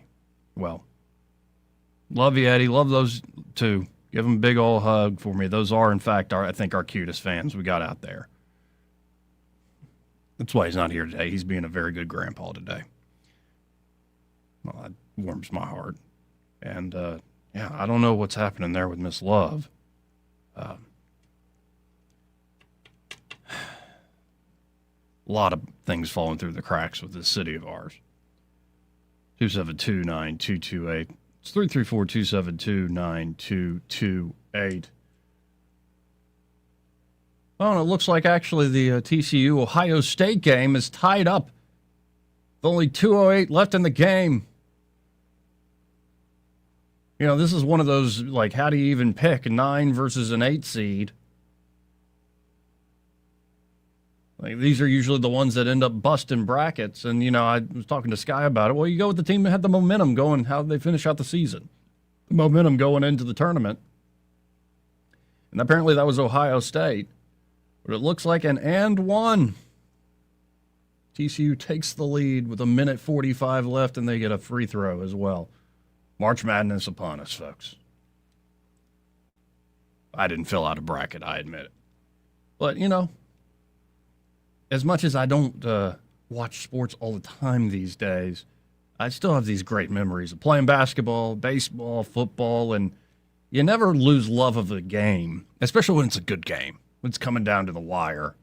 With some of these basketball games, the last 2 minutes can take an eternity with all the fouling strategies and timeouts and whatnot. Anyway. 272-9228, again, if you want to get in on the conversation. So the SAVE Act isn't the only thing that they're doing over there. Over there, I mean Congress. In particular, the United States Senate. DHS is still closed. Still shut down, as they say. And I think the Trump administration has been offering all sorts of ways to, hey, maybe we could try this to open things up. Maybe we could try that to open things up. And yet the Democrats aren't budging. It's almost like they kind of want the pain, which perhaps that is indeed their strategy. Here is United States Senator, our hometown Senator Katie Britt, talking about the latest with the shutdown for DHS. It now looks like certain airports are under threat of just closing altogether. But this was earlier today on America's Newsroom on Fox. The White House and Republicans have given some ground, but the issue of the ban on masks is still something that Democrats are holding firm on. If you concede on that issue, is this done? You know what, Bill, unfortunately, it's been 48 days since we passed the last CR, and yet in that 48 days, we haven't had Democrats sit down with us one time. Look, I know I have colleagues on the other side of the aisle that want to find a pathway forward, and what I would encourage them to do is get in a room with us and actually have that conversation. Bill, you can't say you want to rein in ICE, but yet not come to the table to do it. Every one of my Democratic colleagues know that ICE and CBP continue to operate. They're just not operating with the guardrails that they say they want. The White House and Republicans have... What a mess, man. And like this is what even when you have a majority there in the United States Senate, a basic majority, you still just can't get things done, apparently. In 272-9228. And I'm at this point of like, especially folks that are a little frustrated with spending more money. Perhaps I'm one of them. Spending more money, the debt and the deficit keep going up. We've been belly aching about this for years now. Those keep going up. And to cut you off at the pass, yes, the Democrats are worse on this issue and many others. But how bad the opposition is no excuse for your own lack of results. And as much as I think I've matured in some ways, maybe I'm backsliding in other ways, who knows?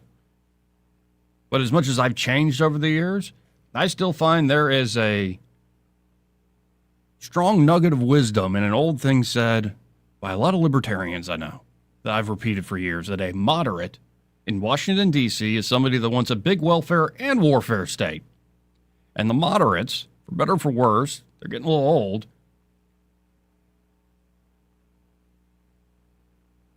they're still running the show. Even though the vast majority of people vote for something else when they vote for president, people in states all over this lovely country of ours vote for great senators, but, you know, the ones that have been there for longer than I've been alive, they get to still run the show.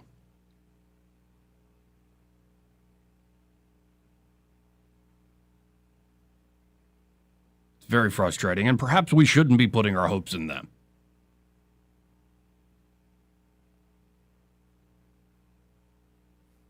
Perhaps we do expect too much of them.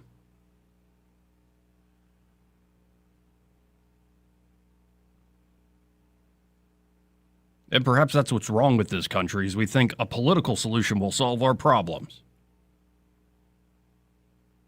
when it has much more to do with what you do for your neighbor. And yes, what you can do creatively, what you can do productively, what you can innovate to the benefit out of love for your neighbor. Does it mean everybody in politics is some demonic thing? No, of course not. But it does, for some reason, seem like at the very top, the things that actually would represent the people and make life better for a lot of people just never get done. Now, you got to take the victories, like I was saying yesterday, where they are. You can take the small victories. No doubt.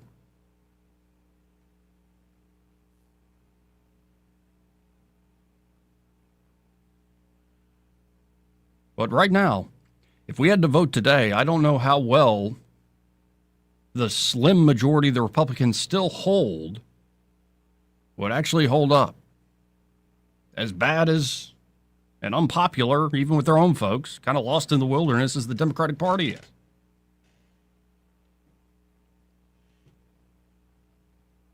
looking at stocks continue to be in retreat. As I said earlier to Jim, in particular with the war, I think Americans will be very forgiving. Americans are very practical in that, did this work? Now, there are also many Americans that love to hold a grudge, and they think they were lied to about no new wars. This is not what we voted for.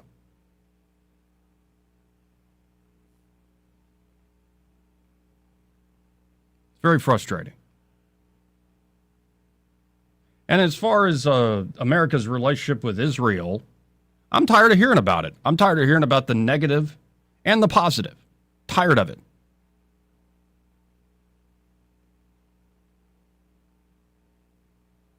Don't wish ill on them. But I'm tired of having this nation tied at the hip with that nation. We should be friends. I'd love to visit the holy sites and see the very places our Lord and Savior walked. To see the very places they continue to unearth of the Davidic kingdom. So much history there.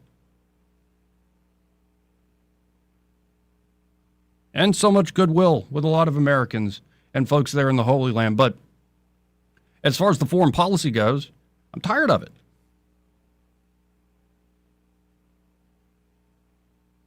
I know I'm not alone in that regard. So this better work. Because if it doesn't work, well, the midterms are already a bit of a coin toss. But if this drags on, it's going to be a lot worse.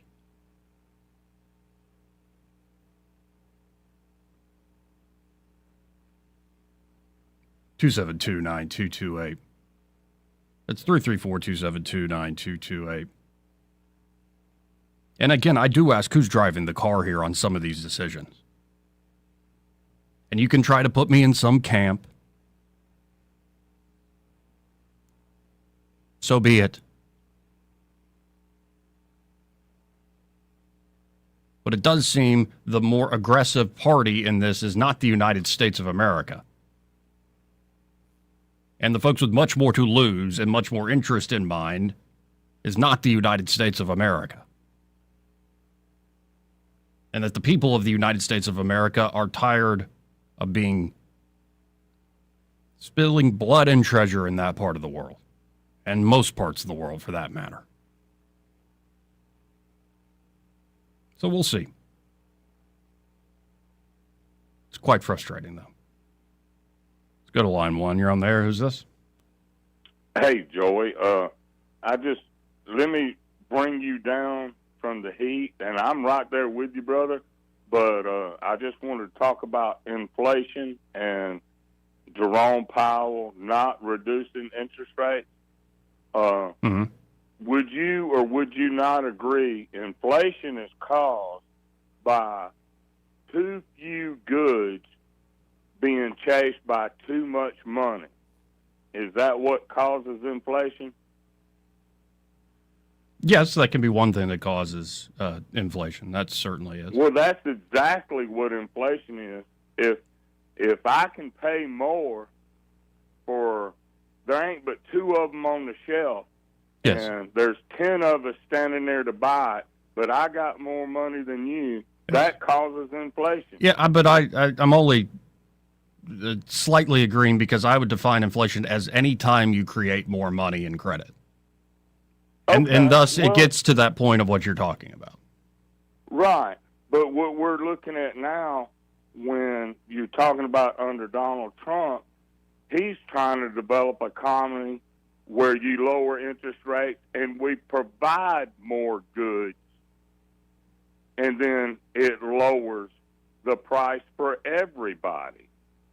In other words, if you're looking at that shelf and there's 10 of us, the same 10, but there's 20 of them up there, well, then the price is lower. And that does, so I know they have a dual mandate, right? Between inflation and employment. Yeah. Right. Well, guess what happens when you got to make 20 instead of 10? you have more employment. Anyway, Yeah. that's my 2 cents. I'm in the camp, Robert, of get rid of the dual mandate. Just, if you're going to keep the Fed, make it a banker's bank for banks that get in trouble, and they can borrow at a penalty make rate. Sense. Right. They at least got to make sense. But when you build a building that costs billions more, somebody's scamming. And that's what we got to get rid of, this fraud crap and get rid of this stupid crap. And then we're not tied to the hip with Israel. But the fact of the matter is I am a Christian, and I do know Israel's important. And I'm going to side with them, because here in the United States, they think if you're gay, you can go to Iran. They'll kill you. They kill people just they do. Protesting. There's more people killed protesting than our soldiers liberating that damn country. And it is a righteous, noble thing being done, and I can't believe NATO don't even want to jump in there and help when it's their oil that's being affected. Same thing with China. Same thing with all of them. Now, Japan showed up today, and they're willing to cooperate. Yes. And, hey, that's a country that attacked us, but we attacked them and ended the war. It's all a horrible past, but at least Japan is smart enough to realize this dynamic is going to change one way or the other. And that's why the other Gulf states are going to jump in, because, hey, you want to get it to the United States, but you're blowing my stuff up. Mm-hmm. You see what I'm saying? I do. Because you hate the United States, you're blowing my shit up. Hey, you can't say Oh, that, I'm sorry. I appreciate the call, Robert.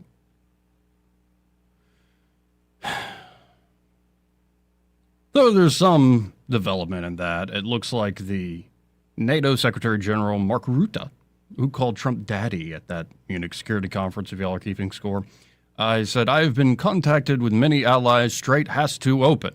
Allies are discussing how to do that. What is the best way to do it? They're working to find a way forward. Yeah, I think Rutte understands Trump is not joking. So, talk is cheap. We'll see if the Europeans actually, carry their weight on something that affects them a lot more than it affects the United States of America. But we'll see.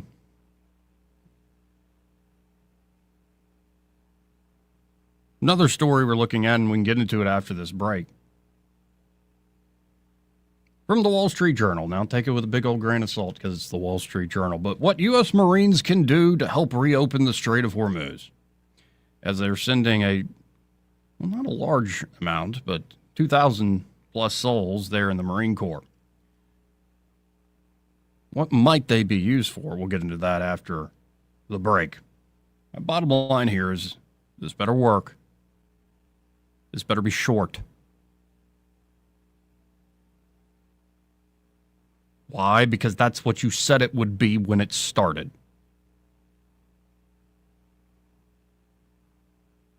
It's what you keep saying, well, we used to have dumb presidents. Now we got a smart president. Okay. I'm willing to forbear on judgment for the time being. But we're almost a month into this thing. How many more weeks or days or months is it going to take? And 272-9228, if you want to get in on the conversation. This part of the program brought to you by Pest Pro Services, and they're at Pest Pro. Ashley and that great team are ready to help you with any and all of your pest control needs. Now, I think it's getting warmer, finally. What a beautiful day outside. And they're at Pest Pro. If you're starting to notice all the insects, all the bugs start to wake up, maybe you're noticing a few inside, well, Pest Pro can take care of that for you. Get on their monthly subscription model, great way to control costs for pest control throughout the year. And while they're out there, get them to do a termite inspection. They can even lay down year-round protection against those termites. And so if you are looking for a great local company, you're not only good at what they do, or not only a great success story coming out of the pandemic. I think it started with Ashley and Zach, and it's now a full team there, big brand new office on Main Street in Millbrook. It's just great to see that success, but they're great people. Always giving back, Ashley in particular, always giving back to the local community in a lot of different ways.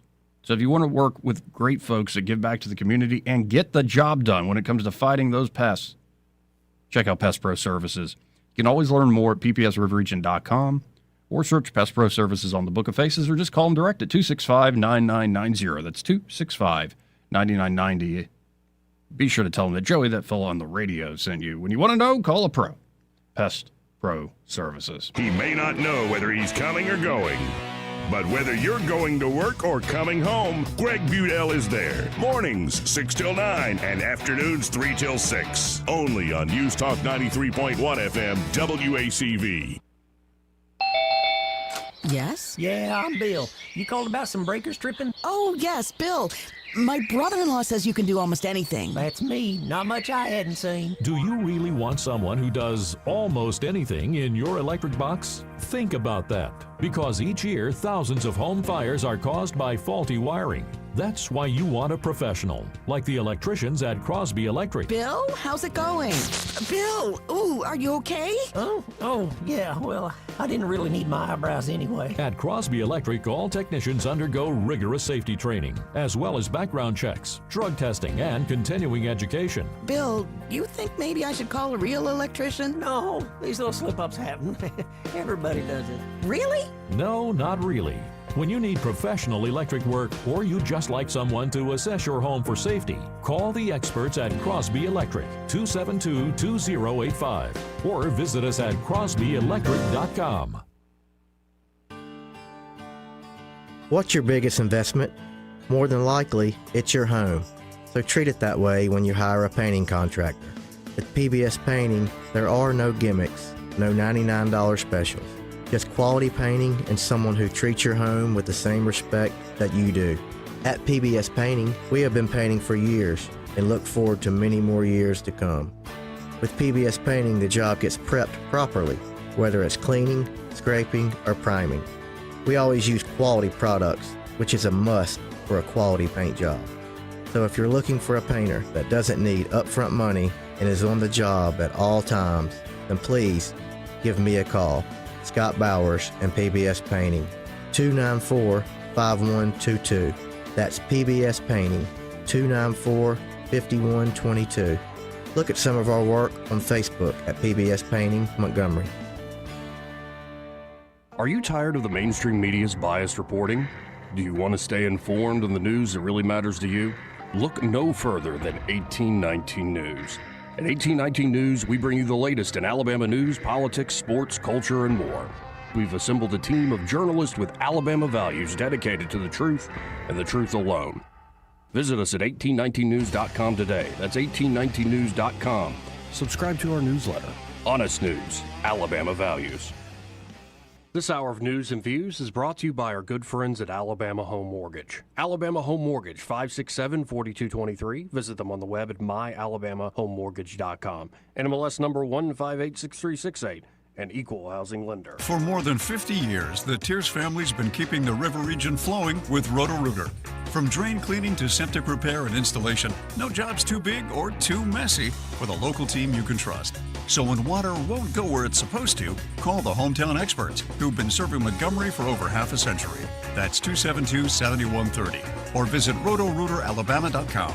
And remember, call Roto-Rooter, that's the name. And away go troubles down the drain. Roto-Rooter. This is your roving reporter. Today I'm talking with a prospector. That's right, man. I'm prospecting for gold. You dig? No, but it looks like you do. And you know the first thing I'm going to do when I strike it rich? What's that? I'm going to hire David Ernest to be my money man. You mean everyone's favorite asset preservationist? That is correct, man. I'm going to call him up at 833-596-7233. 833-596-SAFE. You know, I've heard a lot of the good things things about David Ernest. You know, he's the best money man around with over 40 years of experience. Experience is necessary, especially when you're digging for gold. That's right, man. And I can see that you don't have very much experience. What do you mean, man? Well, you have the little plastic bucket and shovel like a kid would take to the beach. Yeah, man, well, I want to start out small and then kind of pace myself up until I strike it rich. Well, maybe you should call David Ernest first.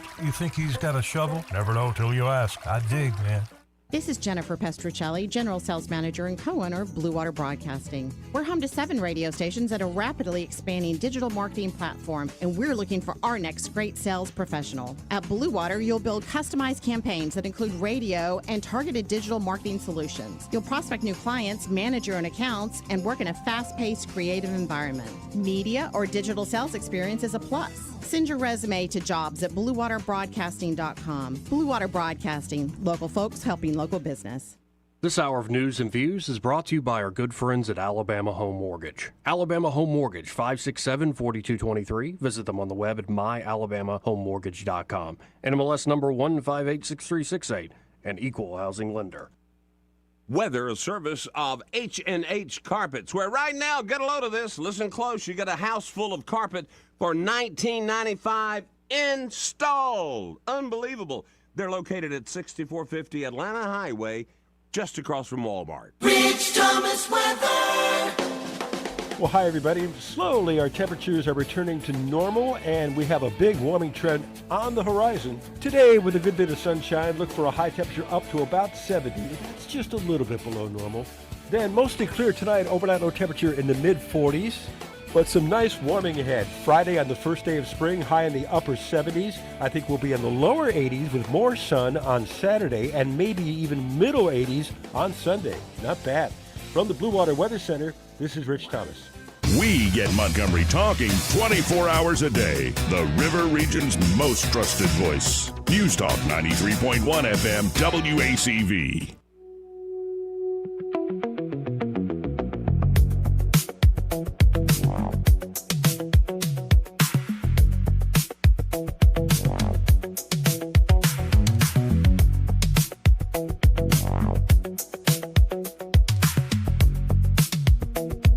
Joey Clark. Welcome back. Now, again, take this with a big grain of salt because this is from the Wall Street Journal. But again, the Pentagon has deployed the 31st Marine Expeditionary Unit to the Middle East, providing the president options to reopen the Strait of Hormuz. The president himself came out and said, I have a lot of decisions to make. As I said yesterday, I cannot imagine the actual weight of those decisions. Everybody that plays president, when they opine on this, whether on talk radio airwaves or more so these days on social media and on the podcast format, I think often we are not taking into account the weight of such decisions. My worry is we're getting drawn into something that will be more long-term and so broken that it would be difficult to pull ourselves out of it. This is why, in particular, the president has held back on hitting energy infrastructure. But if you start to see energy infrastructure, whether it's power plants, oil, natural gas, all these things get blown up not only in Iran, but Iran responding in ways they still have the capability, I don't know how, which is crazy, but all over the Middle East, you are very well dealing with a situation that the United States will not find it easy to get out of. That said, President Trump is pressing aides and allies to find ways to reopen the Strait of Hormuz as gas prices rise. His best bet, writes the Wall Street Journal, might be the U.S. Marine Corps. The Pentagon, again, has deployed the 31st Marine Expeditionary Unit, a rapid response force of about 2,200 Marines, 2,200 souls, to the Middle East. The U.S. could use the unit to seize one or more of the islands off the southern coast of Iran to use as leverage or as a base to counter Iranian attacks on commercial shipping, according to former and current U.S. officials. The unit aboard the amphibious assault ship USS Tripoli, apt name, is slated to arrive in the Middle East from Japan in just over a week.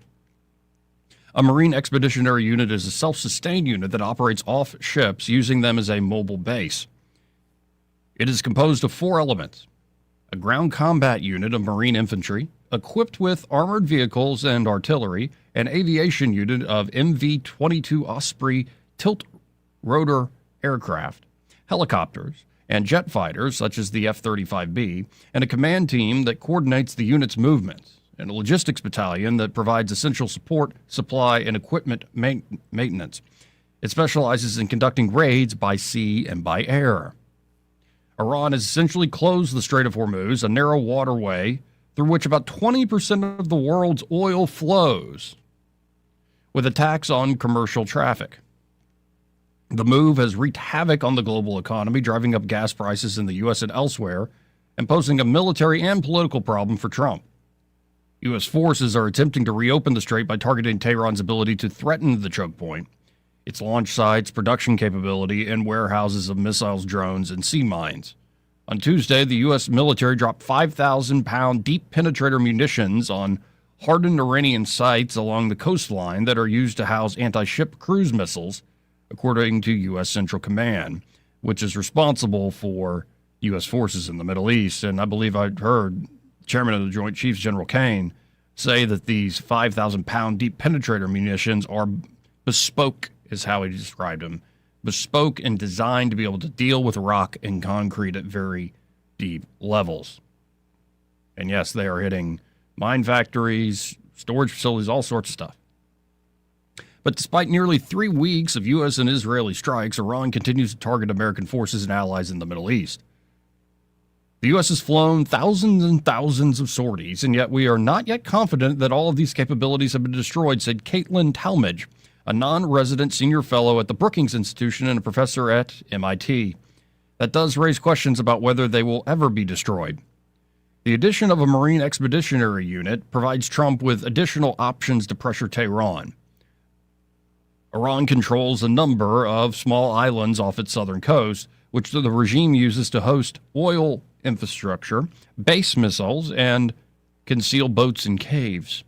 The most economically significant of those is Kharg Island, positioned at the northern end of the Gulf, roughly 300 miles from the strait, that serves as Iran's main oil export hub. Trump threatened Monday to strike the island's oil pipelines after a U.S. military attack last week destroyed key military facilities there. But again, they did not hit the energy assets. Instead of destroying Kharg Island's oil infrastructure, the Marines could seize the island so the U.S. could use it as leverage to reopen the strait, according to experts and former officials. Kharg Island, 90% of their oil comes through there, so you've got really 2 choices, said retired General Frank McKenzie, the former commander of U.S. CENTCOM. You can destroy the oil infrastructure, which would give irreparable damage to the Iranian economy and the global economy, or you could seize it to use as a bargaining chip, which doesn't then permanently degrade the world economy. Such a raid could be accomplished by sea, an operation that would involve the USS Tripoli launching ship-to-shore vessels carrying Marines and equipment that can land directly on the shore, or it could be done primarily by air using Marines aboard F-35Bs and helicopters designed to land without a runway. The aircraft could be launched from the ships or from nearby Gulf countries if those partners provided overflight and basing rights. The Marines might also deploy to seize any of the other islands inside the strait itself. From there, U.S. forces would be strategically positioned to interdict Iranian fast boats and shoot down missiles threatening traffic through the strait. One strategic target could be Qasem Island. Large and arrow-shaped, it sits at the mouth of the strait and hosts Iranian naval vessels and missiles in underground tunnels. It is also home to a large desalination plant, which Iran accused the U.S. of attacking. Its size and location allow Tehran to control the flow of ships in and out of the strait.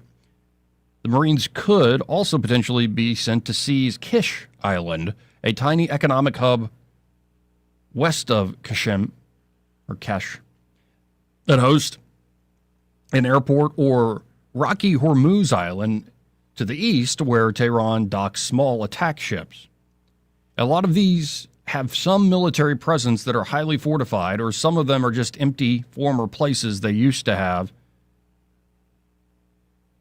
Positioning Marines on islands off Iran's coast rather than inside Iran itself could be a loophole that would allow Trump to claim he has kept his promise not to put American boots on the ground in Iran. Yeah, some loophole.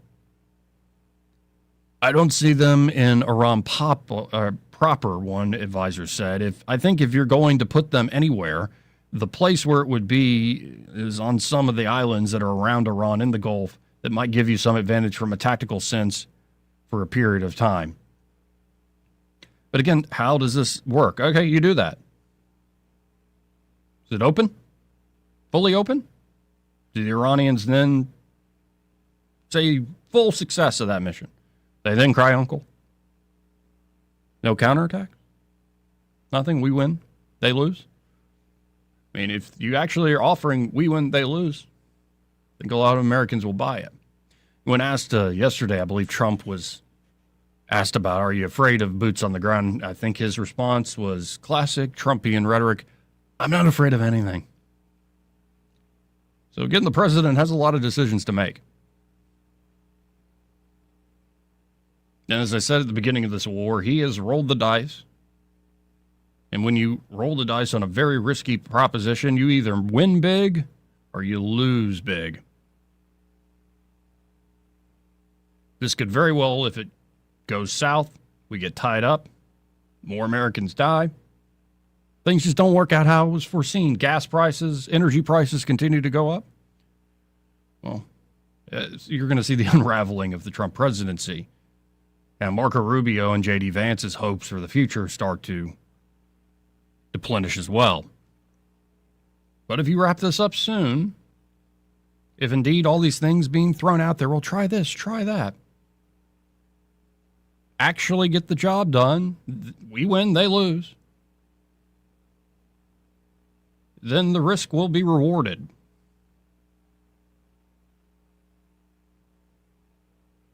There are many out there who are criticizing the president and the administration in bad faith. I agree. The opposition party, it's just what opposition parties do.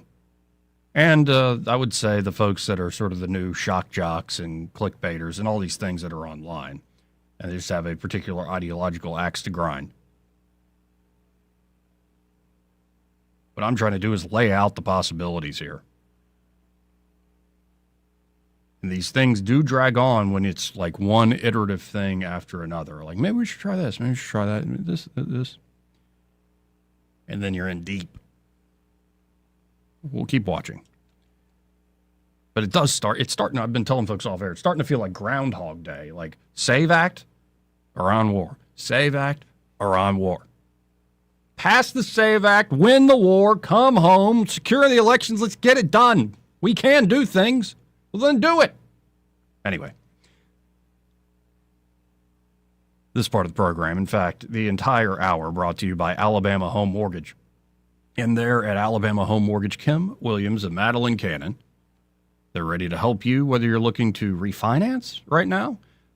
Record levels of folks have equity built up in their home. And so it could be you want to reinvest in your property or you want to help out one of your children or a family member for some reason. Maybe it's a medical emergency. There's all sorts of reasons you need that money now.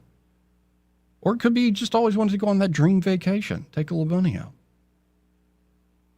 Whatever your goals, they can help you with a great refinance deal there at Alabama Home Mortgage. And if you're a veteran, yes, parts of the VA system are broken. That's certainly true. But the VA mortgage is not. It remains one of the strongest home financing options available. Say you want to buy and you're a veteran. Benefits like no down payment purchases, or if you're looking to refinance, 100% cash out refinances. Pretty amazing stuff. But don't procrastinate. Don't wait. Don't just sit there and look at online stuff that's non-committal or giving you bad information. Instead, at least start the conversation with Kim and Madeline there at Alabama Home Mortgage. Just call them direct at 567-4223. That's 567-4223. Or you can always apply online at myalabamahomemortgage.com. There is a difference in mortgage companies. Let Kim and Madeline prove that to you today. NMLS number 1586368, an equal housing lender. We'll be right back after this. Want to carry News Talk in your pocket? Download the News Talk 93.1 app from the App Store. Available on iPhone and Android. Never miss a moment. Download now.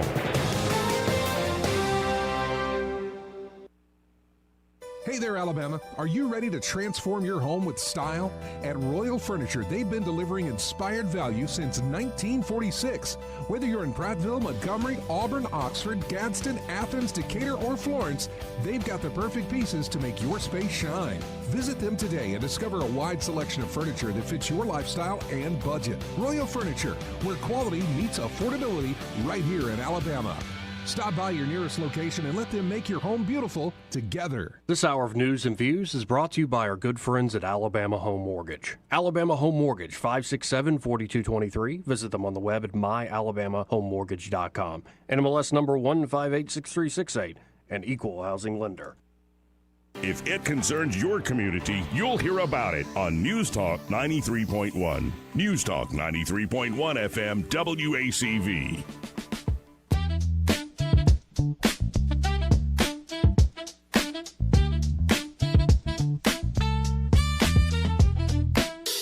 Joey Clark. Welcome back. Enough of the war stuff and the SAVAC stuff. It's starting to aggravate me, but it will not disturb my actual peace. What a beautiful day outside. Just appreciate the light. Don't look directly into the sun, but appreciate the light that is shining on all things, folks, and it'll get you through even the days where you feel it a little desolate and down. But I'm now realizing I'm never going to be allowed to drive for NASCAR. Now, maybe it's not they could, once I sign on the dotted line and I become a NASCAR driver, then I have to live by their rules. So my past violations of their rules wouldn't count. It's once you make the agreement. But here's what I'm talking about. A NASCAR driver essentially was forced to apologize after he was suspended indefinitely for mocking another driver in a tone that he called, quote-unquote, gay voice. Daniel Dye, 22, was captured on a live stream video using a voice to ridicule IndyCar driver David Malukas. See? I wouldn't be allowed to drive in NASCAR, IndyCar, any of this. I guess it's one big company. After another person said Malukas plays for the other team. Dye, who was trading cards at the time, because it's a real straight thing to do, used the gay tone and bobbed his head in a mocking fashion.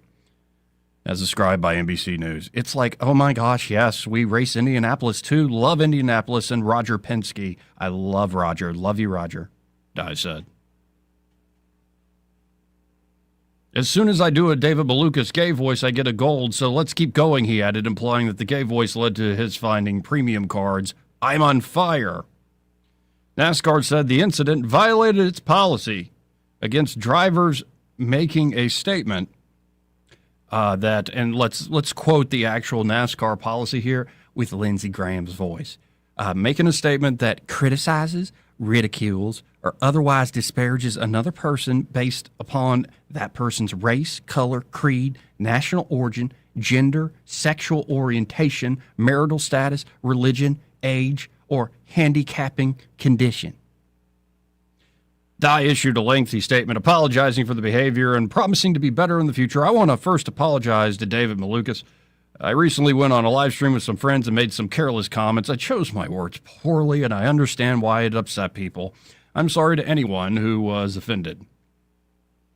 He added that he spoke to his friends in the LGBTQ plus community about the incident. I'm taking this seriously and working on being more aware and respectful moving forward. I'm sorry to everyone I let down. I am committed to learning from this and better understanding the impact my decisions have on others.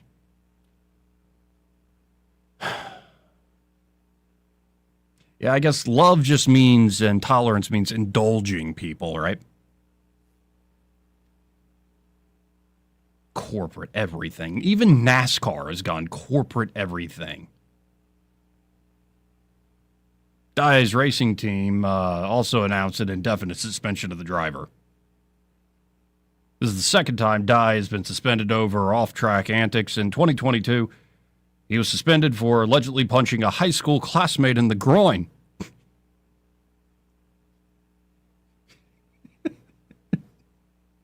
He was charged with a felony that was reduced to a misdemeanor, and eventually dropped altogether.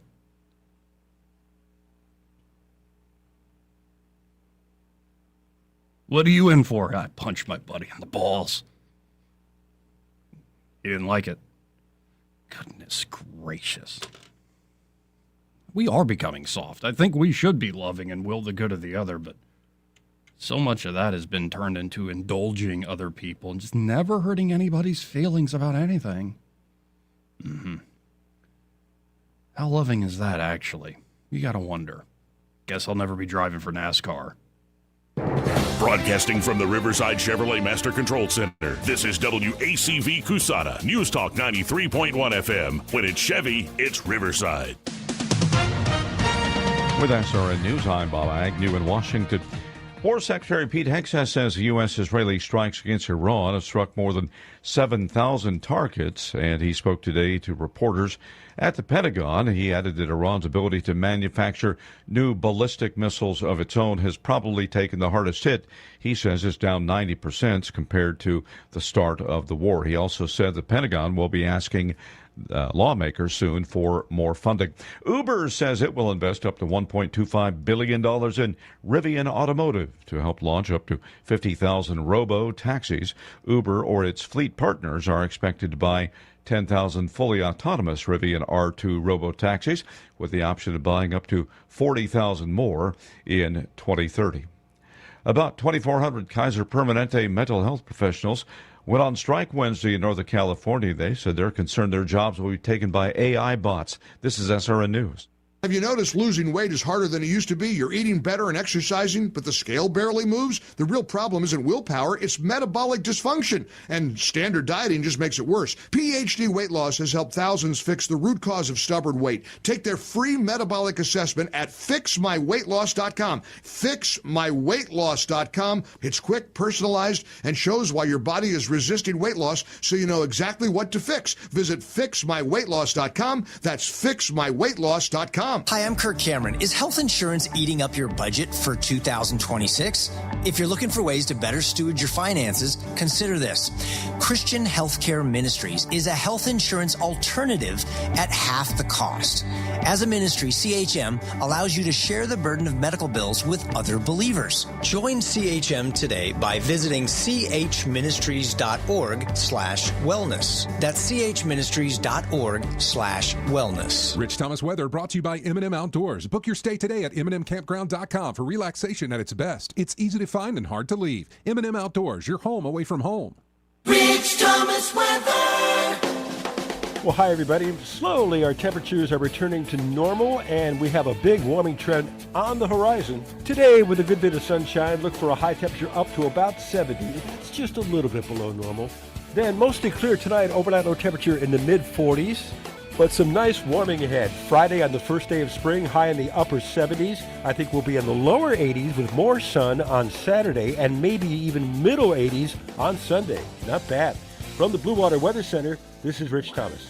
Feeling the pressure of high credit card rates? ASE Credit Union has you covered with a low 1.99% APR on balance transfers. Move your balances in March or April and lock in that 1.99% rate through your October statement. Visit ASE Credit Union today. Federally insured by NCUA. Terms and conditions apply. 1819 News. Both U.S. senators for Alabama were in the state of Delaware on Wednesday to pay their respects to the 6 U.S. service members who were killed in western Iraq in an air tanker crash. 3 of those crew members worked for the 99th Refueling Squadron based out of Birmingham, Major Alex Klinner, Captain Ariana Savino, and Tech Sergeant Ashley Pruitt. Senator Britt called the dignified transfer of those bodies onto U.S. soil a humbling and heartbreaking experience. She says that the 3 service members were part of the Birmingham community and exemplified the very best of what it means to be an Alabamian.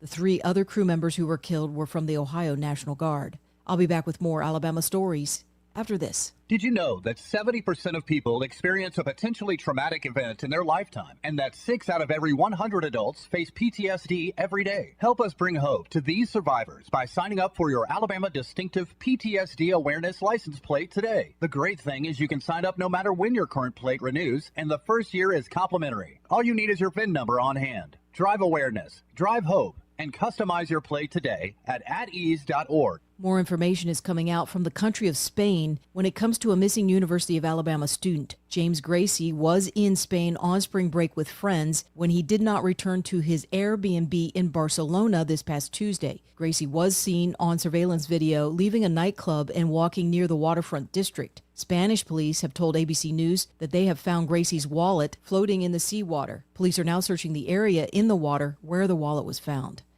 A Macon County jury continues today with deliberations in the murder trial against Ibrahim Yazid. The jury began deliberating on Wednesday and did not come to any verdict by the end of the day. Yazid is charged in the 2019 kidnapping and murder of Anaya Blanchard in Auburn. I'm Andrea Tice. For more news affecting Alabamians, go to 1819news.com. And while you're there, subscribe to the daily newsletter.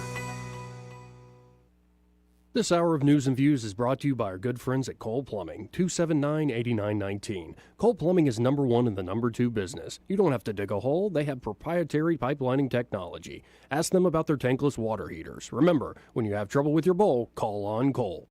Welcome to Eclectic Coins, Montgomery's largest coin dealer, specializing in buying and selling investment-grade gold and silver coins. And they have a large selection of rare coins and coins from around the world. Visit them at 543 Northeastern Boulevard or on the web at eclecticcoins.com. Eclectic Coins, where collectors who know go.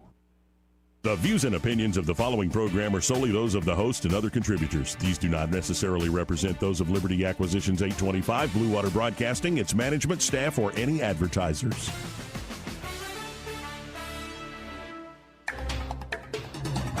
It's time for Montgomery's conversational radio show. It's News and Views on News Talk 93.1 FM. To join the conversation, call 272-9228.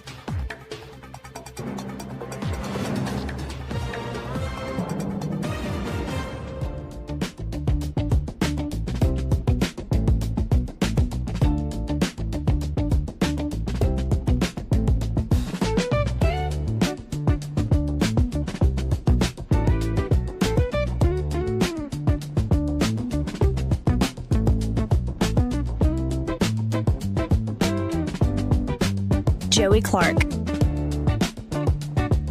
Welcome back. I'm your host, Joey Clark. Now, just when he pulls me back in, just when I think I'm out, pulls me back in. Here's Donald Trump. I'll get to you in just 1 second. But, we were talking about the Kharg Island and the Marines being sent in, 2,200 souls in the United States Marine Corps being sent to the region, to the theater of war. And President Trump, while he's meeting with keep this in mind, Japanese Prime Minister, the lady, like the hardcore conservative lady from Japan, he's asked about, do you intend to potentially put U.S. troops or more troops in the region? Let's listen into the president. Do you intend to lift sanctions on Iranian oil, and do you intend to potentially put U.S. troops or more troops in the region? No, I'm not putting troops anywhere. If I were, I certainly wouldn't tell you. But I'm not putting troops, and we will do whatever is necessary to keep the price as low. I actually thought when I did this, look, the Dow just hit 50,000 a couple of weeks ago. They said that couldn't happen for 4 years. It wouldn't happen in my term. It's such an outrageous thing because I said it would happen. I didn't know it was going to happen that fast, but it just hit 50,000, and we did that in 1 year, not 4. S&P had just hit 7,000. They said that was even more impossible than the Dow hitting 50, and we did that in 1 year. So it's all done. Everything was going great. The economy was great. Oil prices were very low. Gasoline was dropping to, we had $1.99, $1.85. We had great everything. And I saw what was happening in Iran, and I said, I hate to make this excursion, but we're going to have to do it. So Trump maintaining, no, I'm not doing that. And, if I were, I certainly wouldn't tell you, but I'm not putting troops there. But keep in mind, he was saying this next to the Japanese leader and a Japanese reporter asked Trump, why didn't you tell us before you struck Iran? Why didn't you tell us before you struck Iran? Let's listen into the president. Let me pick a beautiful person from Japan. A question for the Prime Minister. Go ahead. Yeah, sure. Oh, he doesn't believe he's beautiful. Oh, he's just sounding shy. Go ahead, please. Of course, no. Japan and U.S. are very good friends. But one question: why didn't you tell U.S. allies in Europe and Asia, like Japan, about the war before attacking Iran? So we are very confused about we Japanese citizens. Well, one thing, you don't want to signal too much. You know, when we go in, we went in very hard, and we didn't tell anybody about it because we wanted surprise. Who knows better about surprise than Japan? Okay, why didn't you tell me about Pearl Harbor? Okay, right? You know, he's asking me. Now you believe in surprise, I think much more so than us. We don't deserve him. Anyway, let's go to Clark on line 1. Goodness gracious. Hey, Clark. Hey, now. You know, he could have told him not to tell Adam Schiff or Cory Booker either. Oh, man. That's hilarious, though. Why didn't you tell us? Why didn't you tell me about Pearl Harbor? Yeah. So, Kharg Island. Mm. And, hey, I'm going to give you a term you can use from now on and sound like you're really in the know and stuff. Sure. The Marine unit, call that the 31st MEU. Oh, MEU. MEU. MEU is MEU. Now, if it was MAU, that's Marine Amphibious Unit, that's a MAU. And a MEU is a MAU, but it's got stuff added to it, okay? Okay, fair enough. All right, there you go. Now, what might they do with the MEU? They could take Kharg Island with it, and they could take Kharg Island and leave the refinery intact. Now, that's a big deal. We could take the whole thing out without too much trouble. But if we take that refinery out and there is a new regime anytime soon, they have no way to finance anything. Right. Because we just financially cripple the whole 9 yards. That's 90% of the oil that they export goes through that refinery, is my understanding. So, you know, we don't want to take it out because we would like for there to be a new regime. And as big an enemy as Iran has been, if the Persian people get that country back, that can be a great ally. We were just talking to Japan. Mortal enemy, great ally. Same thing can happen with Iran. We do not want to cripple a potential ally. You know, as you said, if we put Marines in there, that is boots on the ground. And we're going to catch blowback on that. But we're catching blowback on everything anyway, right? And all the people, we didn't vote for this. All right, I bet you that 99% of the people saying we didn't vote for this voted for Kamala Harris, okay? So you didn't get what you voted for, period. Sorry. And then lastly, you got to hold your hand on the chess piece for a pretty good while and think about things, because what we're doing to Iran right now is an existential threat to China. Yes. And if we go take Kharg Island, we just escalated that tremendously.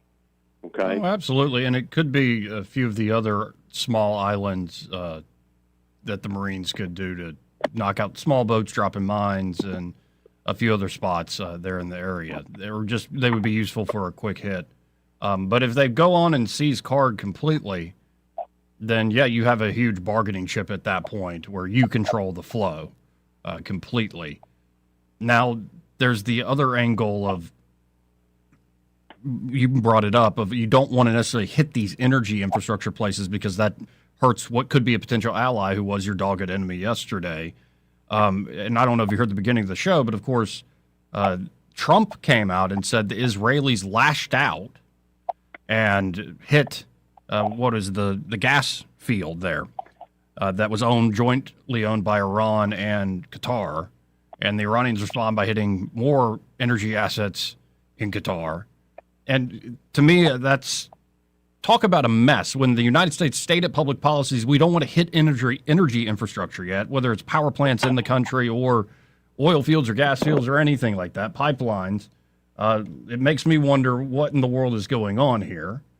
But apparently the president was asked at this impromptu press conference here about what, did the Israelis tell you? Did you approve of it? Trump said we didn't approve of it. Others reporting saying, no, actually, the U.S. did approve of it. Anyway, here is the president. It's about a 20-second clip here. You talked to Prime Minister Netanyahu about attacking the oil and gas fields. Yeah, I did. I told him don't do that, and he won't do that.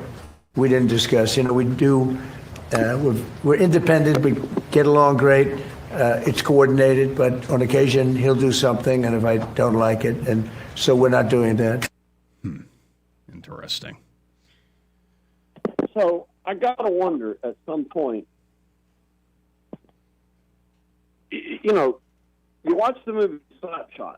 They brought in the Hanson brothers. They had goons on their hockey team, right? Yeah. And you can send goons to do things, and then I didn't tell them to do that. And sometimes I wonder if we don't get plausible deniability with a goon on our hockey team that can do things and we can disavow previous knowledge. I'm just wondering. I'm not suggesting. Yeah, no, that could be a possible dynamic here where you let the Israelis take the blame. Too many people are blaming them for too much these days, I think. Well, there has been a tremendous, and you have to give Hamas, the Iranian, cutouts, a lot of credit for their abilities with propaganda, because opinion on Israel has gone way down in the past year and a half, 2 years. And then at the same time, like the favorabilities for Palestine and whatnot seem to have gone up. And it doesn't make a whole lot of sense. Except, if you show people enough commercials of a Whopper, they'll want to go to Burger King after a while. Mm-hmm. And I think it's starting to sink in with people that you wouldn't think it would sink in with, but it is. But anyway, you keep doing what you do, and I'm going to keep listening. Before you go, Clark, do you have any thoughts on Afro Man's successful defense of himself at that civil lawsuit?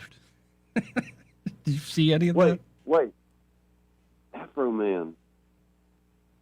What did I miss? Afro Man, you know Afro Man like years ago, eons ago, he had that, 'cause I got high, 'cause I got high, 'cause I got high. Oh, yeah.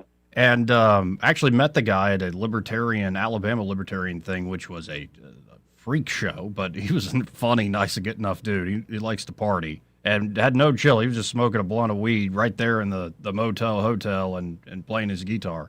But anyway, some local police or sheriff raided his house, and there was nothing in there. Like, they didn't find anything illegal.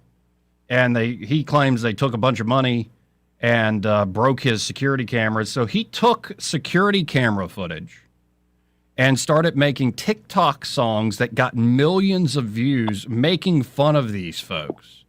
Like, one of the songs was called Lemon Pound Cake, because one of the officers looked down at his lemon pound cake on the kitchen island. And he was just making fun of him for being fat, wanting that lemon pound cake. And then, got filthy, saying, I slept with your wife in the song, and he made a whole album with music videos about each one of these people that raided his home. And again, they didn't find anything illegal. So the police sued him. And so it just happened over the last few days, and it's the most, I'm not saying it's wholesome, it's but daggum, it's one of the more entertaining things I've ever seen. So you know, there's an old saw about don't pick fights with people that buy ink by the barrel. Right. Maybe you ought not to go do frivolous raids on people that could write parody songs. I have a huge following. And he showed up in court in a suit that was all American flags, like American flag jacket, pants, tie with American flag aviators on. And he defends himself. He's when he wants to be, he's very eloquent, can defend himself quite well. It's a show. Just look up a few clips. It's kind of crazy. Well, the whole court thing and the lawsuit is mo money, mo money, mo money. Mm-hmm. So I expect he's laughing his way all the way to the court and into the bank. Yep. Yeah, and they, why do you agree with your actions? Like, making fun of these people and hurting their reputations? Like, well, none of this would have happened if you didn't come to my house and steal my pound cake and my money and break my security cameras. Well, as much as I like to support the police, it sounds like they might have drawn first blood on this one. Yeah. Well, and just the whole dynamic of it, I'm not doing it justice. Go watch. Just look up Afro Man in court case or something. I will have to check that out. So many clips. It's crazy. Social media stuff I'm not aware of, but I will go find it. Well, I appreciate you, Clark. Yes, sir. Thank you. And 272-9228, if you want to get in on the conversation, that's 334-272-9228. This part of the program brought to you by Bo Goodson and the Goodson Group. And they're the Goodson Group. Bo and his team are ready to help you whether you're looking to buy or sell property. Buy or sell a home here in the Montgomery and surrounding areas. Bo's been working in the River Region real estate market for about half a century now. And so if you are looking for someone with experience who can get the job done for you, the Goodson Group can help you out. And it's not just with buying and selling your property. They have management services available should you want to rent out your home. Great idea in this market, especially if you have no experience managing a rental yourself, which can be a real pain in the neck.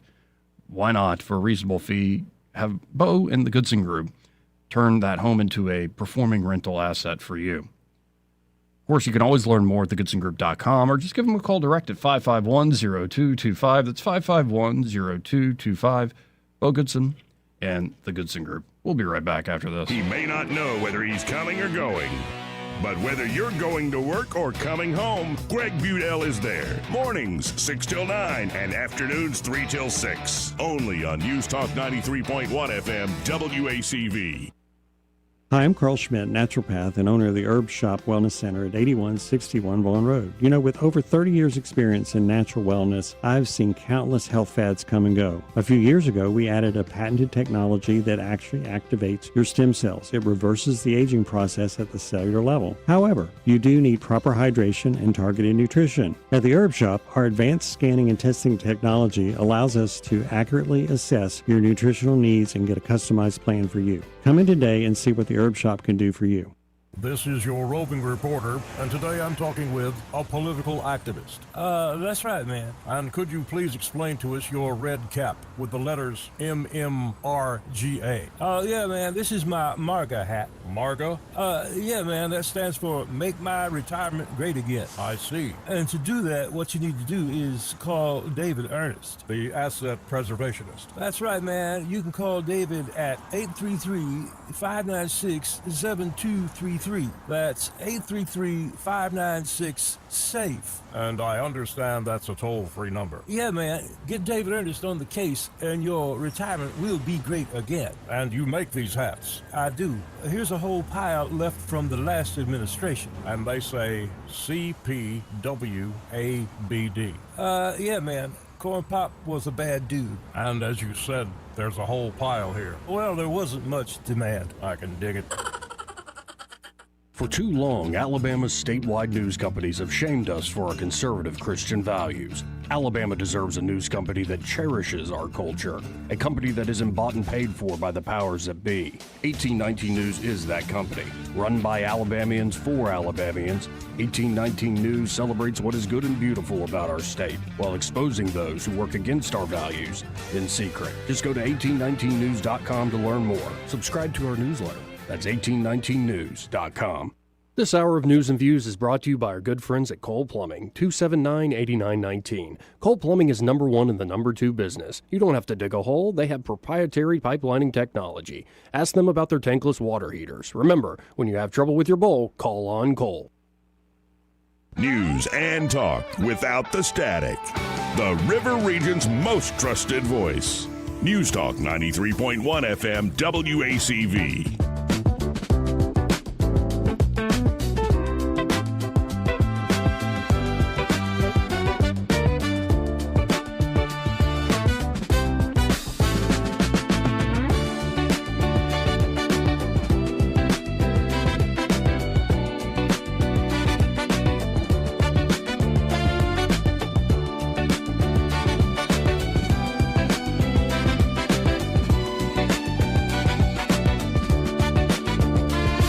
Joey Clark. Welcome back. Just looking at the latest here that was posted up on 1819 News after 2 p.m. And during a call with reporters on Thursday, we now have a quote from U.S. Senator Tommy Tuberville, who will soon be the coach governor of this state, or the governor coach, or he's still going to be called coach.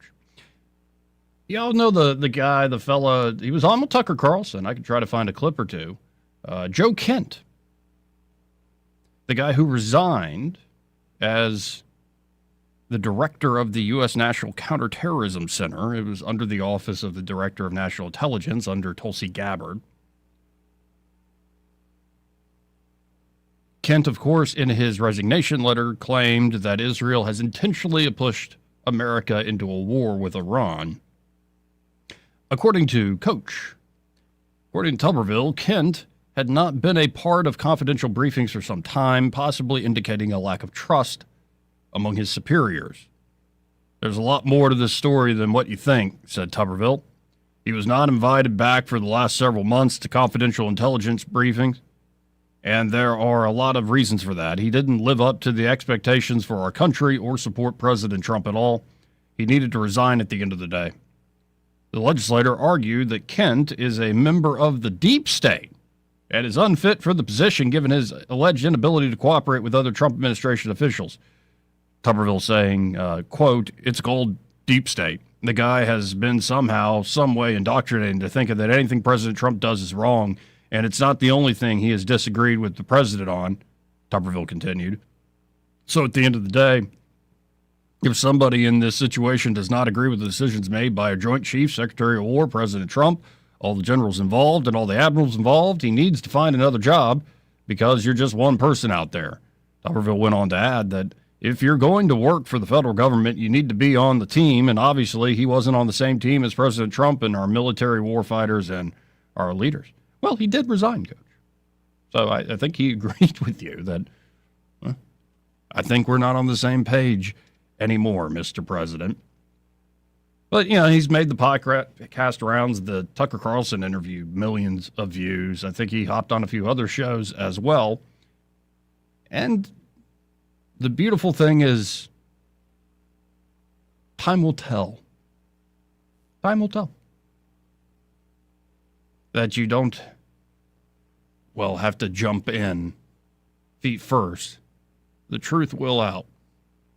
Now, that same guy, as apparently now, Joe Kent is under investigation, according to Fox News. Now, this could just be, well, you very publicly resigned instead of quietly resigning, so here's the tip for tat. The FBI is now investigating former National Counterterrorism Center Director Joe Kent over allegations that he leaked classified information. The probe predates Kent's departure from government. Sources told Fox News Digital. The FBI declined Fox News' request for comment. Fox News Digital has reached out to Kent by phone and email for comment. Wait, if the FBI did not decline to comment, then who are the three sources familiar with the matter? Might they be FBI? I don't know. Like you leak it out to the press, but then you officially don't comment? That would be in keeping with certain practices. Maybe it's intelligence service people. Who knows? Kent, of course, did resign from his role as the nation's top counterterrorism official, citing opposition to this ongoing war. He said in a public statement he cannot in good conscience support the ongoing war.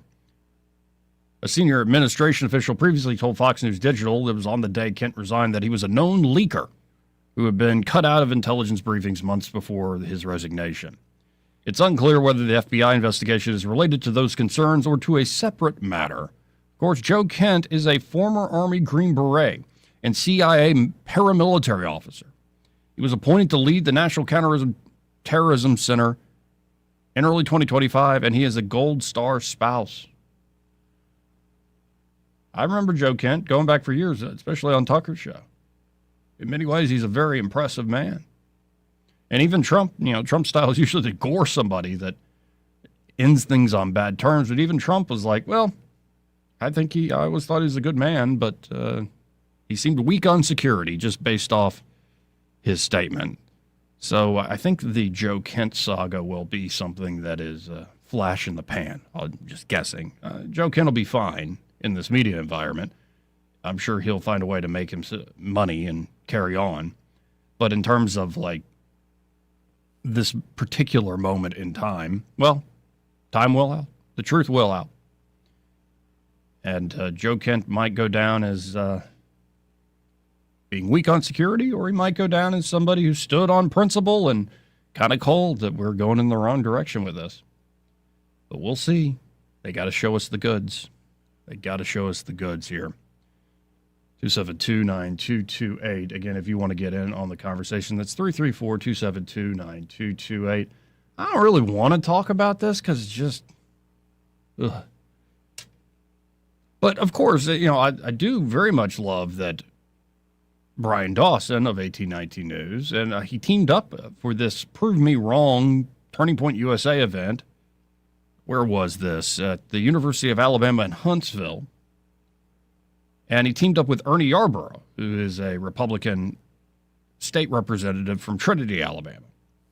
And they were on campus, set up at a booth, taking questions from anybody that wanted to come up. The prompt was, prove me wrong, Christ or chaos?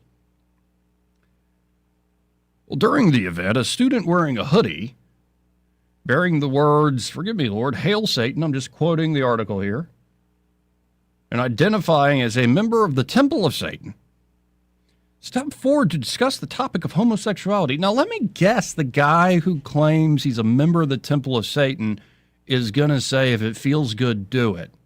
The full extent of the law is do what thou will. So I think that's kind of the idea, right? Feels good, do it. This guy asked, for homosexuality, is that just based on biblical text? You're saying that homosexuality is like an abomination, this guy wearing the Hail Satan shirt asked. Is that specifically because of biblical text? Because it's a weird thing to hyperfixate on, like the homosexuality aspect of the Bible. That's one of the things that a lot of Christians try to push legislatively while trying to outlaw homosexuality. The student argued there is no fault in homosexuality as, it feels good. Yeah. A lot of things feel good. Don't make them right. And allegedly takes place in nature outside of human species, right? So the animals do it.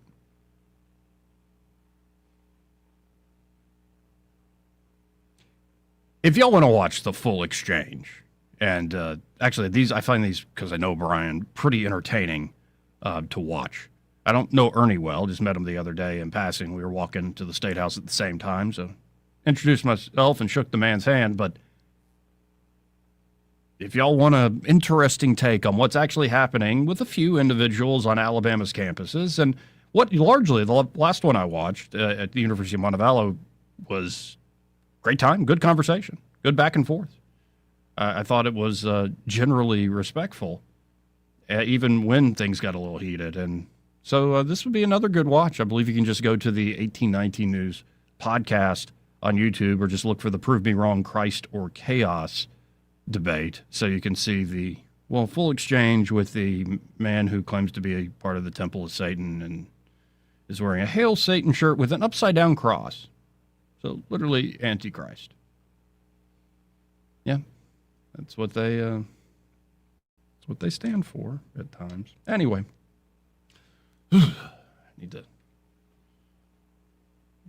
we mentioned that today, especially for Roman Catholics, is the feast of St. Joseph, feast day for St. Joseph, who has many names. But of course, one of his names in the tradition is Terror of Demons.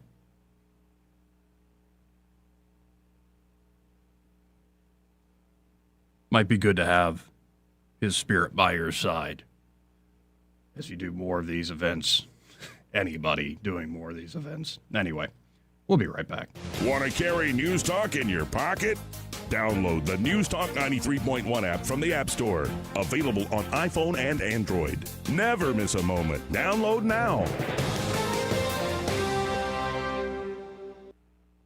We get this question all the time. Do you handle that? Buying or selling a home? Yes. Commercial? Yes. Land or investments? Absolutely. Hannah and Eddie Realty Group. One team. Every real estate move. 334-322-0662.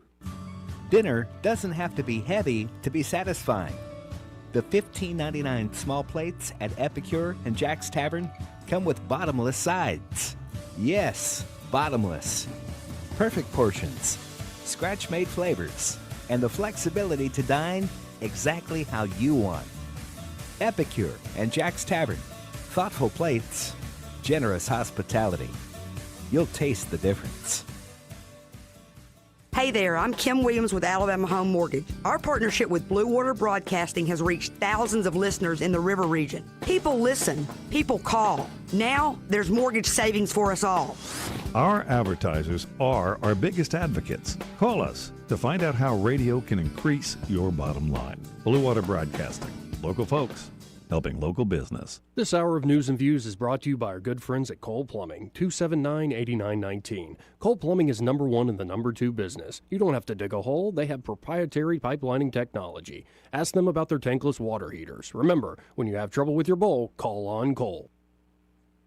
Rich Thomas Weather is brought to you by Alabama Wholesale Lumber. It's more than just great prices on lumber. From Trex decking to energy-efficient windows and Tamco shingles, Alabama Wholesale Lumber has it all. Rich Thomas Weather. Well, hi, everybody. Slowly, our temperatures are returning to normal, and we have a big warming trend on the horizon. Today, with a good bit of sunshine, look for a high temperature up to about 70. That's just a little bit below normal. Then mostly clear tonight, overnight low temperature in the mid-40s, but some nice warming ahead. Friday on the first day of spring, high in the upper 70s. I think we'll be in the lower 80s with more sun on Saturday and maybe even middle 80s on Sunday. Not bad. From the Blue Water Weather Center, this is Rich Thomas.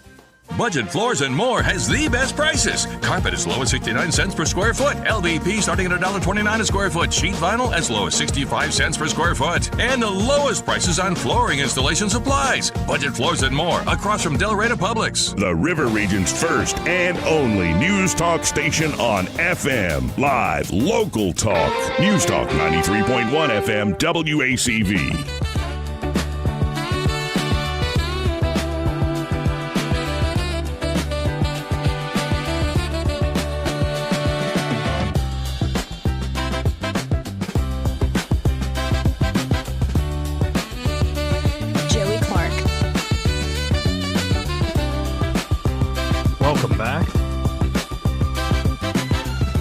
Wow. 16 seed Siena, I think that's what it is leading number one seed Duke by 11 points? Wow. Now, there's only a little bit left in the first half there. About 4 minutes left. Now down back to 9-point lead. But the 16 seed is leading the number one seed by a good bit in the first half. Going to be a lot of busted brackets. Now, earlier you might have heard me talking to Erica Thomas about the Anaya Blanchard case. And Ibrahim Yazid has been convicted after more than 6 years. The man charged in the murder of Anaya Blanchard was convicted today on Thursday. Ibrahim Yazid, who's 36, was found guilty of murder and felony murder in the 2019 kidnapping and shooting death of the 19-year-old Southern Union State Community College student. Prosecutors presented evidence that Blanchard was abducted from an Auburn gas station, shot in the head, and dumped in rural Macon County.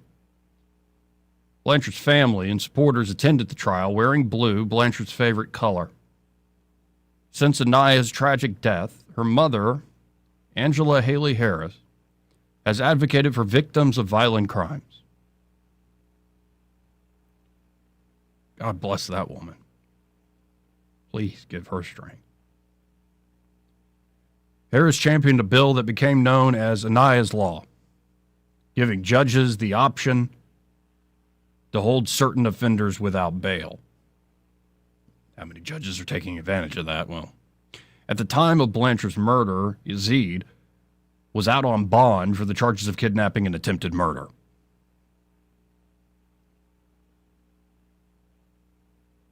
The U.S. Marshals Service was involved in the search and capture of Yazid after evidence showed he was in the same location where Blanchard was last seen.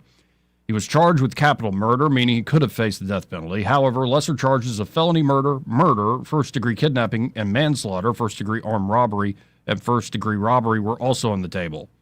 He was found guilty of murder and felony murder by a Macon County jury.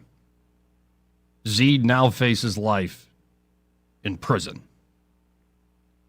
And this case, of course, was a national case because it's another example of, I think, a false love. You know, earlier it seems like what love and tolerance means all sorts of things. Just indulge the other person. Be nice no matter how they live their life. You must indulge them. Now, do you mean to go around belittling people you think are sinners or evil or whatever? No, not necessarily. But it also doesn't mean just rolling over and saying, yeah, whatever goes, goes. Another form, though, of false love, especially when it's wrapped in the cloak of human rights, the noble toga of human rights and those ideals, which, of course, I believe in, is we seem to have more compassion for the murderer than the murdered. Though that's the extreme. And there are so many of these cases where it's not murder, but it's somebody who, well, we have too much compassion for the mugger and not the mugged. For the kidnapper and not those that were going to be kidnapped.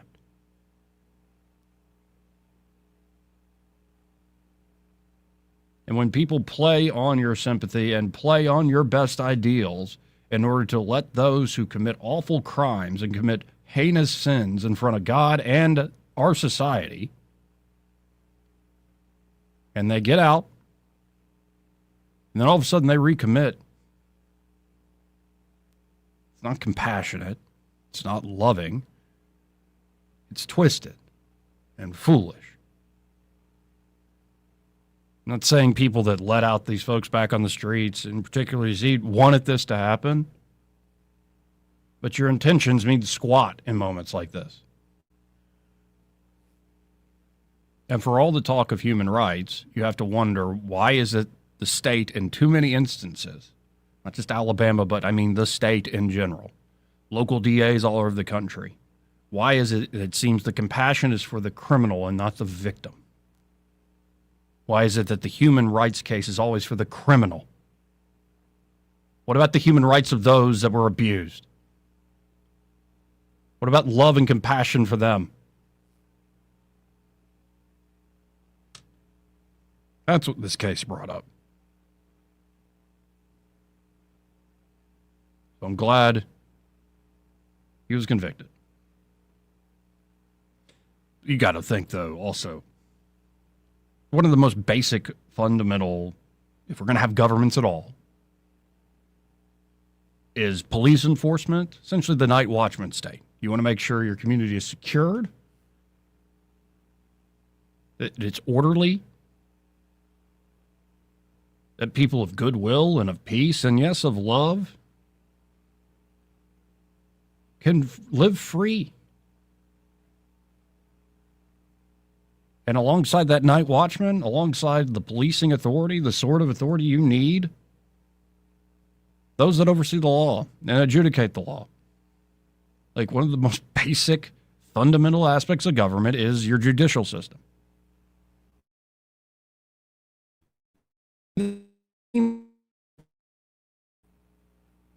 This is not unique. It's not like I'm just singling out Alabama, though maybe I should, because I live here.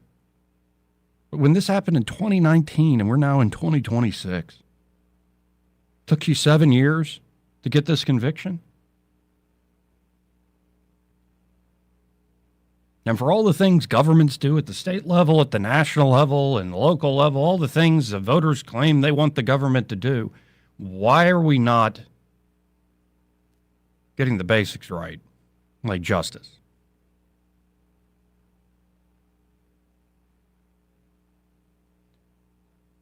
The whole point of the law is to get justice. And again, what good is love and tolerance if it doesn't have justice? 272-9228 if you want to get in on the program. But again, the man who killed Anaya Blanchard, Ibrahim Yazid, found guilty of murder and felony murder by a Macon County jury. He now faces life in prison. Let's go to line one. You're on the air. Who's this? Papa B. Hey, Papa B. How you doing? Pretty good, bud. Can get my voice here. Yeah. 2 weeks. I hadn't been able to talk much. What happened? A combination of, I guess, the pollen and allergies and some sort of a flu crud that's going around. Well, stop sniffing the bushes. I'm finally able to talk a little bit. Yeah. Good to hear you, know man. What? Good to hear you. I think that a lot of folks in our society think that by being merciful to folks that really deserve justice, that they themselves will, be able to be easily forgiven for their sins. There is something to that. Yes. There is. Don't judge lest you be judged, that kind of thing. But, it's always, when you talk about truth, it's a two-sided coin ordinarily, and usually is. You can't ignore the other side of the coin, and that is we have to love justice. God loves justice.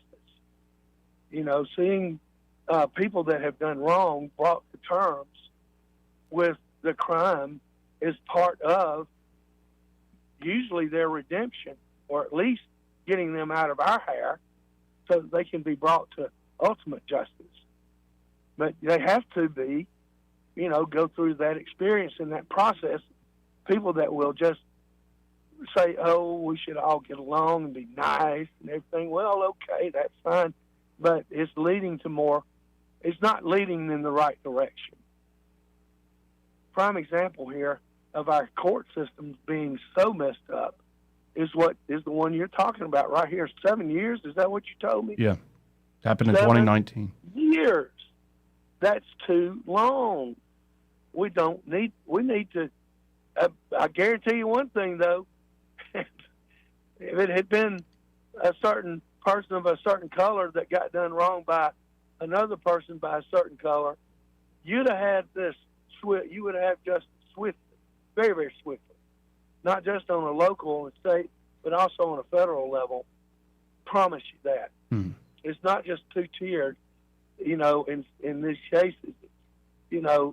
That's totally wrong. We gotta somehow fix this to get things sped up a little bit more for people who really do deserve to have justice brought to them. And speaking of the courts and the media, it was recently the federal district of D.C. with Judge Jeanine Pirro wanted to do an investigation of the Fed chairman. And the court stepped in and said, no, you can't even have a grand jury. And, that just goes against the whole system right here. Well, guess who it was that did that? Boasberg again. Oh, that guy. This fly in the ointment is always going to just do whatever he can to stop the wheels of justice from turning when it comes to people that really just need to be examined. You can indict a ham sandwich if you want to, but this guy has said, no, you can't even have an investigation. You can't have a grand jury here. You know, and then the media gets on there and says, well, the court has ruled against the Trump administration and blah, blah, blah, blah, blah. No, Boasberg ruled against them.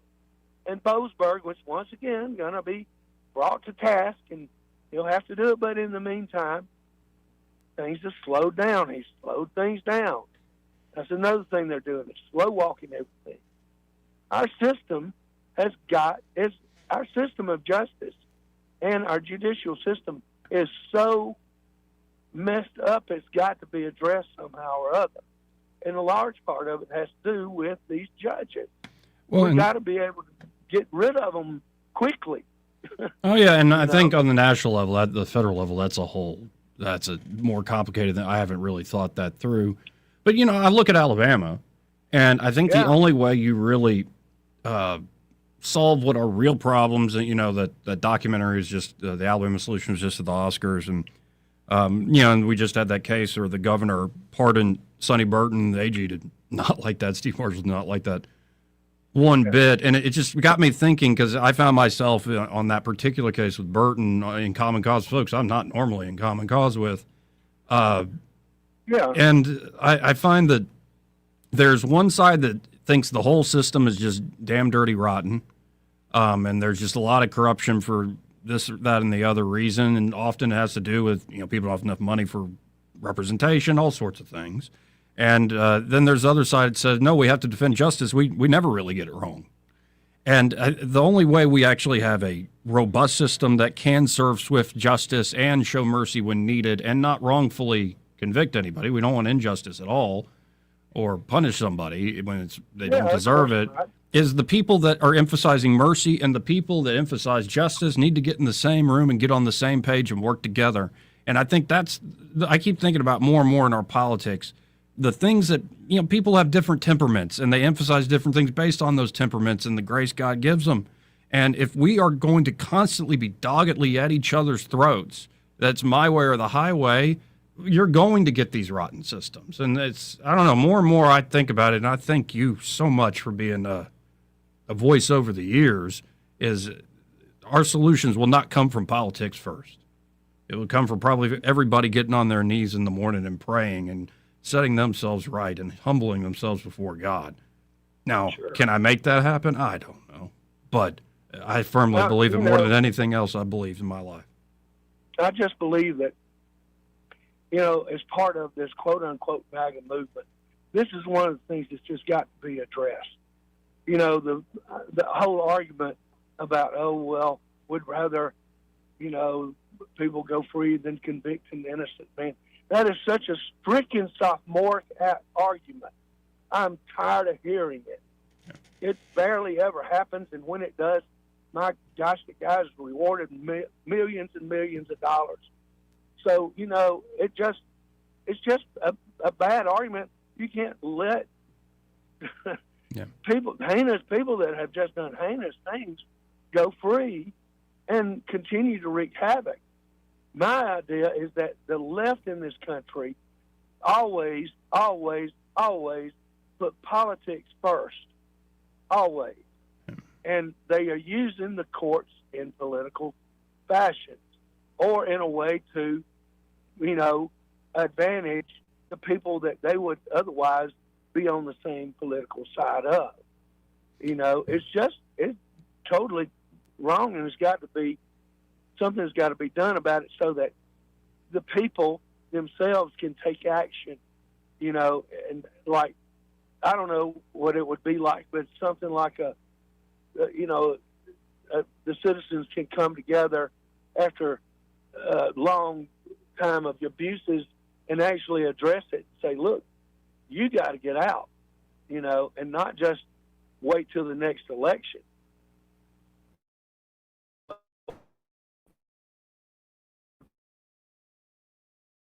been part. I mean, I've had to, I've had to go through a trial situation, probably as you know, and I'm telling you, what I learned is this. Yeah, there might be, I'm sure, quote unquote, good people, both sides, both crap, but whatever. It's more about the courts are like a business, dude. Yeah. The courts are like a business, and they run. It's an industry. It's a money-making industry, and the longer they can drag things out, the more money various people make, and the people that are making the money get to decide who the judges are. It's just nuts. Well, I appreciate the call, Papa B, and got to run. Great to hear from you, though. Sure. Thanks, sir. 272-9228. This part of the program brought to you by Josh and Leslie Ryder there at Dillon Rings. And again, they're at Dillon Rings. They are a full-service jewelry shop ready to help you with a great inventory. All sorts of great jewelry items there in stock, from high-end to everyday jewelry. And, of course, they can also do repair work or spa treatments. Of course, repairs are self-explanatory, but spa treatments, it could be you have a piece of jewelry you wear all the time, and it looks like you've been wearing it all the time for years. What if it could look brand new again? They can do that for you there at Dillon Rings. And, of course, don't forget about the amazing custom design work they can do at Dillon Rings. And if you have a watch, gentlemen, ladies, and you're getting tired of paying for batteries, why not go get a lifetime watch battery card there at Dillon Rings? Again, they can help you out any aspect of your jewelry needs. That's Dillon Rings at 119 Brown Springs Road here in Montgomery. And be sure to tell him that Joey, that fellow on the radio, sent you when you stop by. He may not know whether he's coming or going, but whether you're going to work or coming home, Greg Budell is there. Mornings, 6 till 9, and afternoons, 3 till 6. Only on News Talk 93.1 FM, WACV. When it's time to replace an old window or door, you want expert craftsmanship and proven experience. You want Davis Door and Sash. Right now, take advantage of our limited time promotion. 10% off materials on new energy-efficient doors and windows. Voted best in the River region for windows and installation in 2024 and 25. Davis Door and Sash would love to work for you. Call 334-288-6010 or visit davisdoorandsashalabama.com. Davis Door and Sash, the perfect fit for your home. This hour of News and Views is brought to you by our good friends at Cole Plumbing, 279-8919. Cole Plumbing is number one in the number two business. You don't have to dig a hole. They have proprietary pipelining technology. Ask them about their tankless water heaters. Remember, when you have trouble with your bowl, call on Cole. Live, local talk. The River Region's most trusted voice for news and opinion. News Talk 93.1 FM, WACV. Joey Clark. Welcome back. I'm your host, Joey Clark. And let's go right to the phones. Talk to Ray Bowles from Prattville Carpet. Hey, Ray, how are you? Hey, there's been a tornado. Tornado of the day. This is why I never take off. So we're going to make this ad fast and furious. If y'all need floors, call me, 285-8117. We'll be glad to help you, but I got to get back to work. 285-8117. You see how busy he is. He can help you, too. Appreciate it, Ray. It's the quickest ad ever. Thanks, guys. Bye. Bye. Let's go to Donkey Lori. Hey, Donkey Lori, how you doing? Hey, good afternoon, Joey. I just wanted to say two quick comments. Earlier, when we were talking, you were talking about Trump and Israel and the war in Iran. I swear, the thought that went through my mind, you said it right after I thought it. In my mind, I went, who's driving the boat? Trump and the United States are the leadership we voted. Who we think is driving the boat is not driving the boat. And then you were like, who's driving the car? I was like, exactly. Yeah, and you know, the second thing was, yeah, go ahead. Go ahead. You go ahead. The second thing was I watched the Alabama Solution, and I got a really bad taste in my mouth for Steve Marshall. I don't want to be critical of other people because I have to examine my own life, but to whom much is given, much is required. When you're in a place of leadership and a decision maker on a high level, I think he had an opportunity to do the right thing by a family whose son was murdered in prison, regardless of his crimes and his state of whatever. He didn't deserve to be murdered in prison, but he had an opportunity to really investigate that and set the record straight on it, and he didn't. He denied it. And the corrections officer, who has a history of doing that, was actually promoted. And the fact that Steve Marshall has a problem with the commutation of the sentence of Mr. Sonny, who I think did I say his name right, Mr. Sonny? Yeah. The fact that he has a problem with that speaks volumes to me for a second time of what a little bit of power can do, to someone who has a position of power. You can wield it for good. You can balance the scale.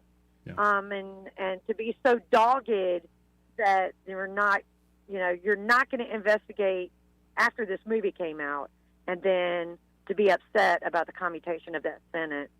I say speaks volumes of Steve Marshall, but I don't think for 1 minute Trump's driving the boat on this war with Israel. And I'm concerned, Joey, how Israel has obtained a set of gold vice grips holding the testicles of the United States and America in its place. Well, I would give just How back about to you ending on that note? real quick. I think Steve is more than those two particular things, and he's done a lot of good in this world. So let's balance that out in his stead. But I hear you loud and clear. And then on Israel, I think on the foreign policy, in particular, the question of the war, the Israel's interest is public and obvious.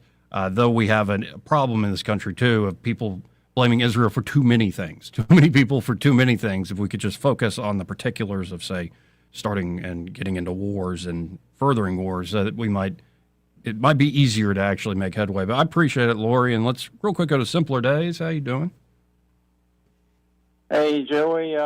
When I'm king for a day, I'm going to rename it's going to be the justice system, not the criminal justice system. It's just going to be the justice system. Mm-hmm. And never underestimate one person's ability to make a difference in the world. A Nye's mother, God bless getting that a woman. Nye's law passed, and then the lady who was here in Montgomery for all those years, Ms. Sheehan, in 1976, her daughter was murdered. She was a student at Birmingham Southern, went to a convenience store to pick up something at night, and she was kidnapped, murdered, and raped.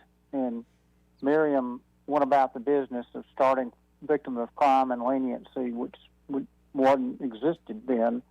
And she served in that position for about 40 years. So one person can make a difference, Joey, just Amen. like you. Amen, brother. Thanks, Steve. Have a good day. Simpler days. Sorry. Gave your real name. I got to run. I've already stolen enough of Greg's time. But Greg, Pamela, anybody else joining? And David Blackman, the man with the big brain from Texas. We'll be back tomorrow, but happy hour's next. Broadcasting from the Riverside Chevrolet Master Control Center, this is WACV Cusada, News Talk 93.1 FM. When it's Chevy, it's Riverside.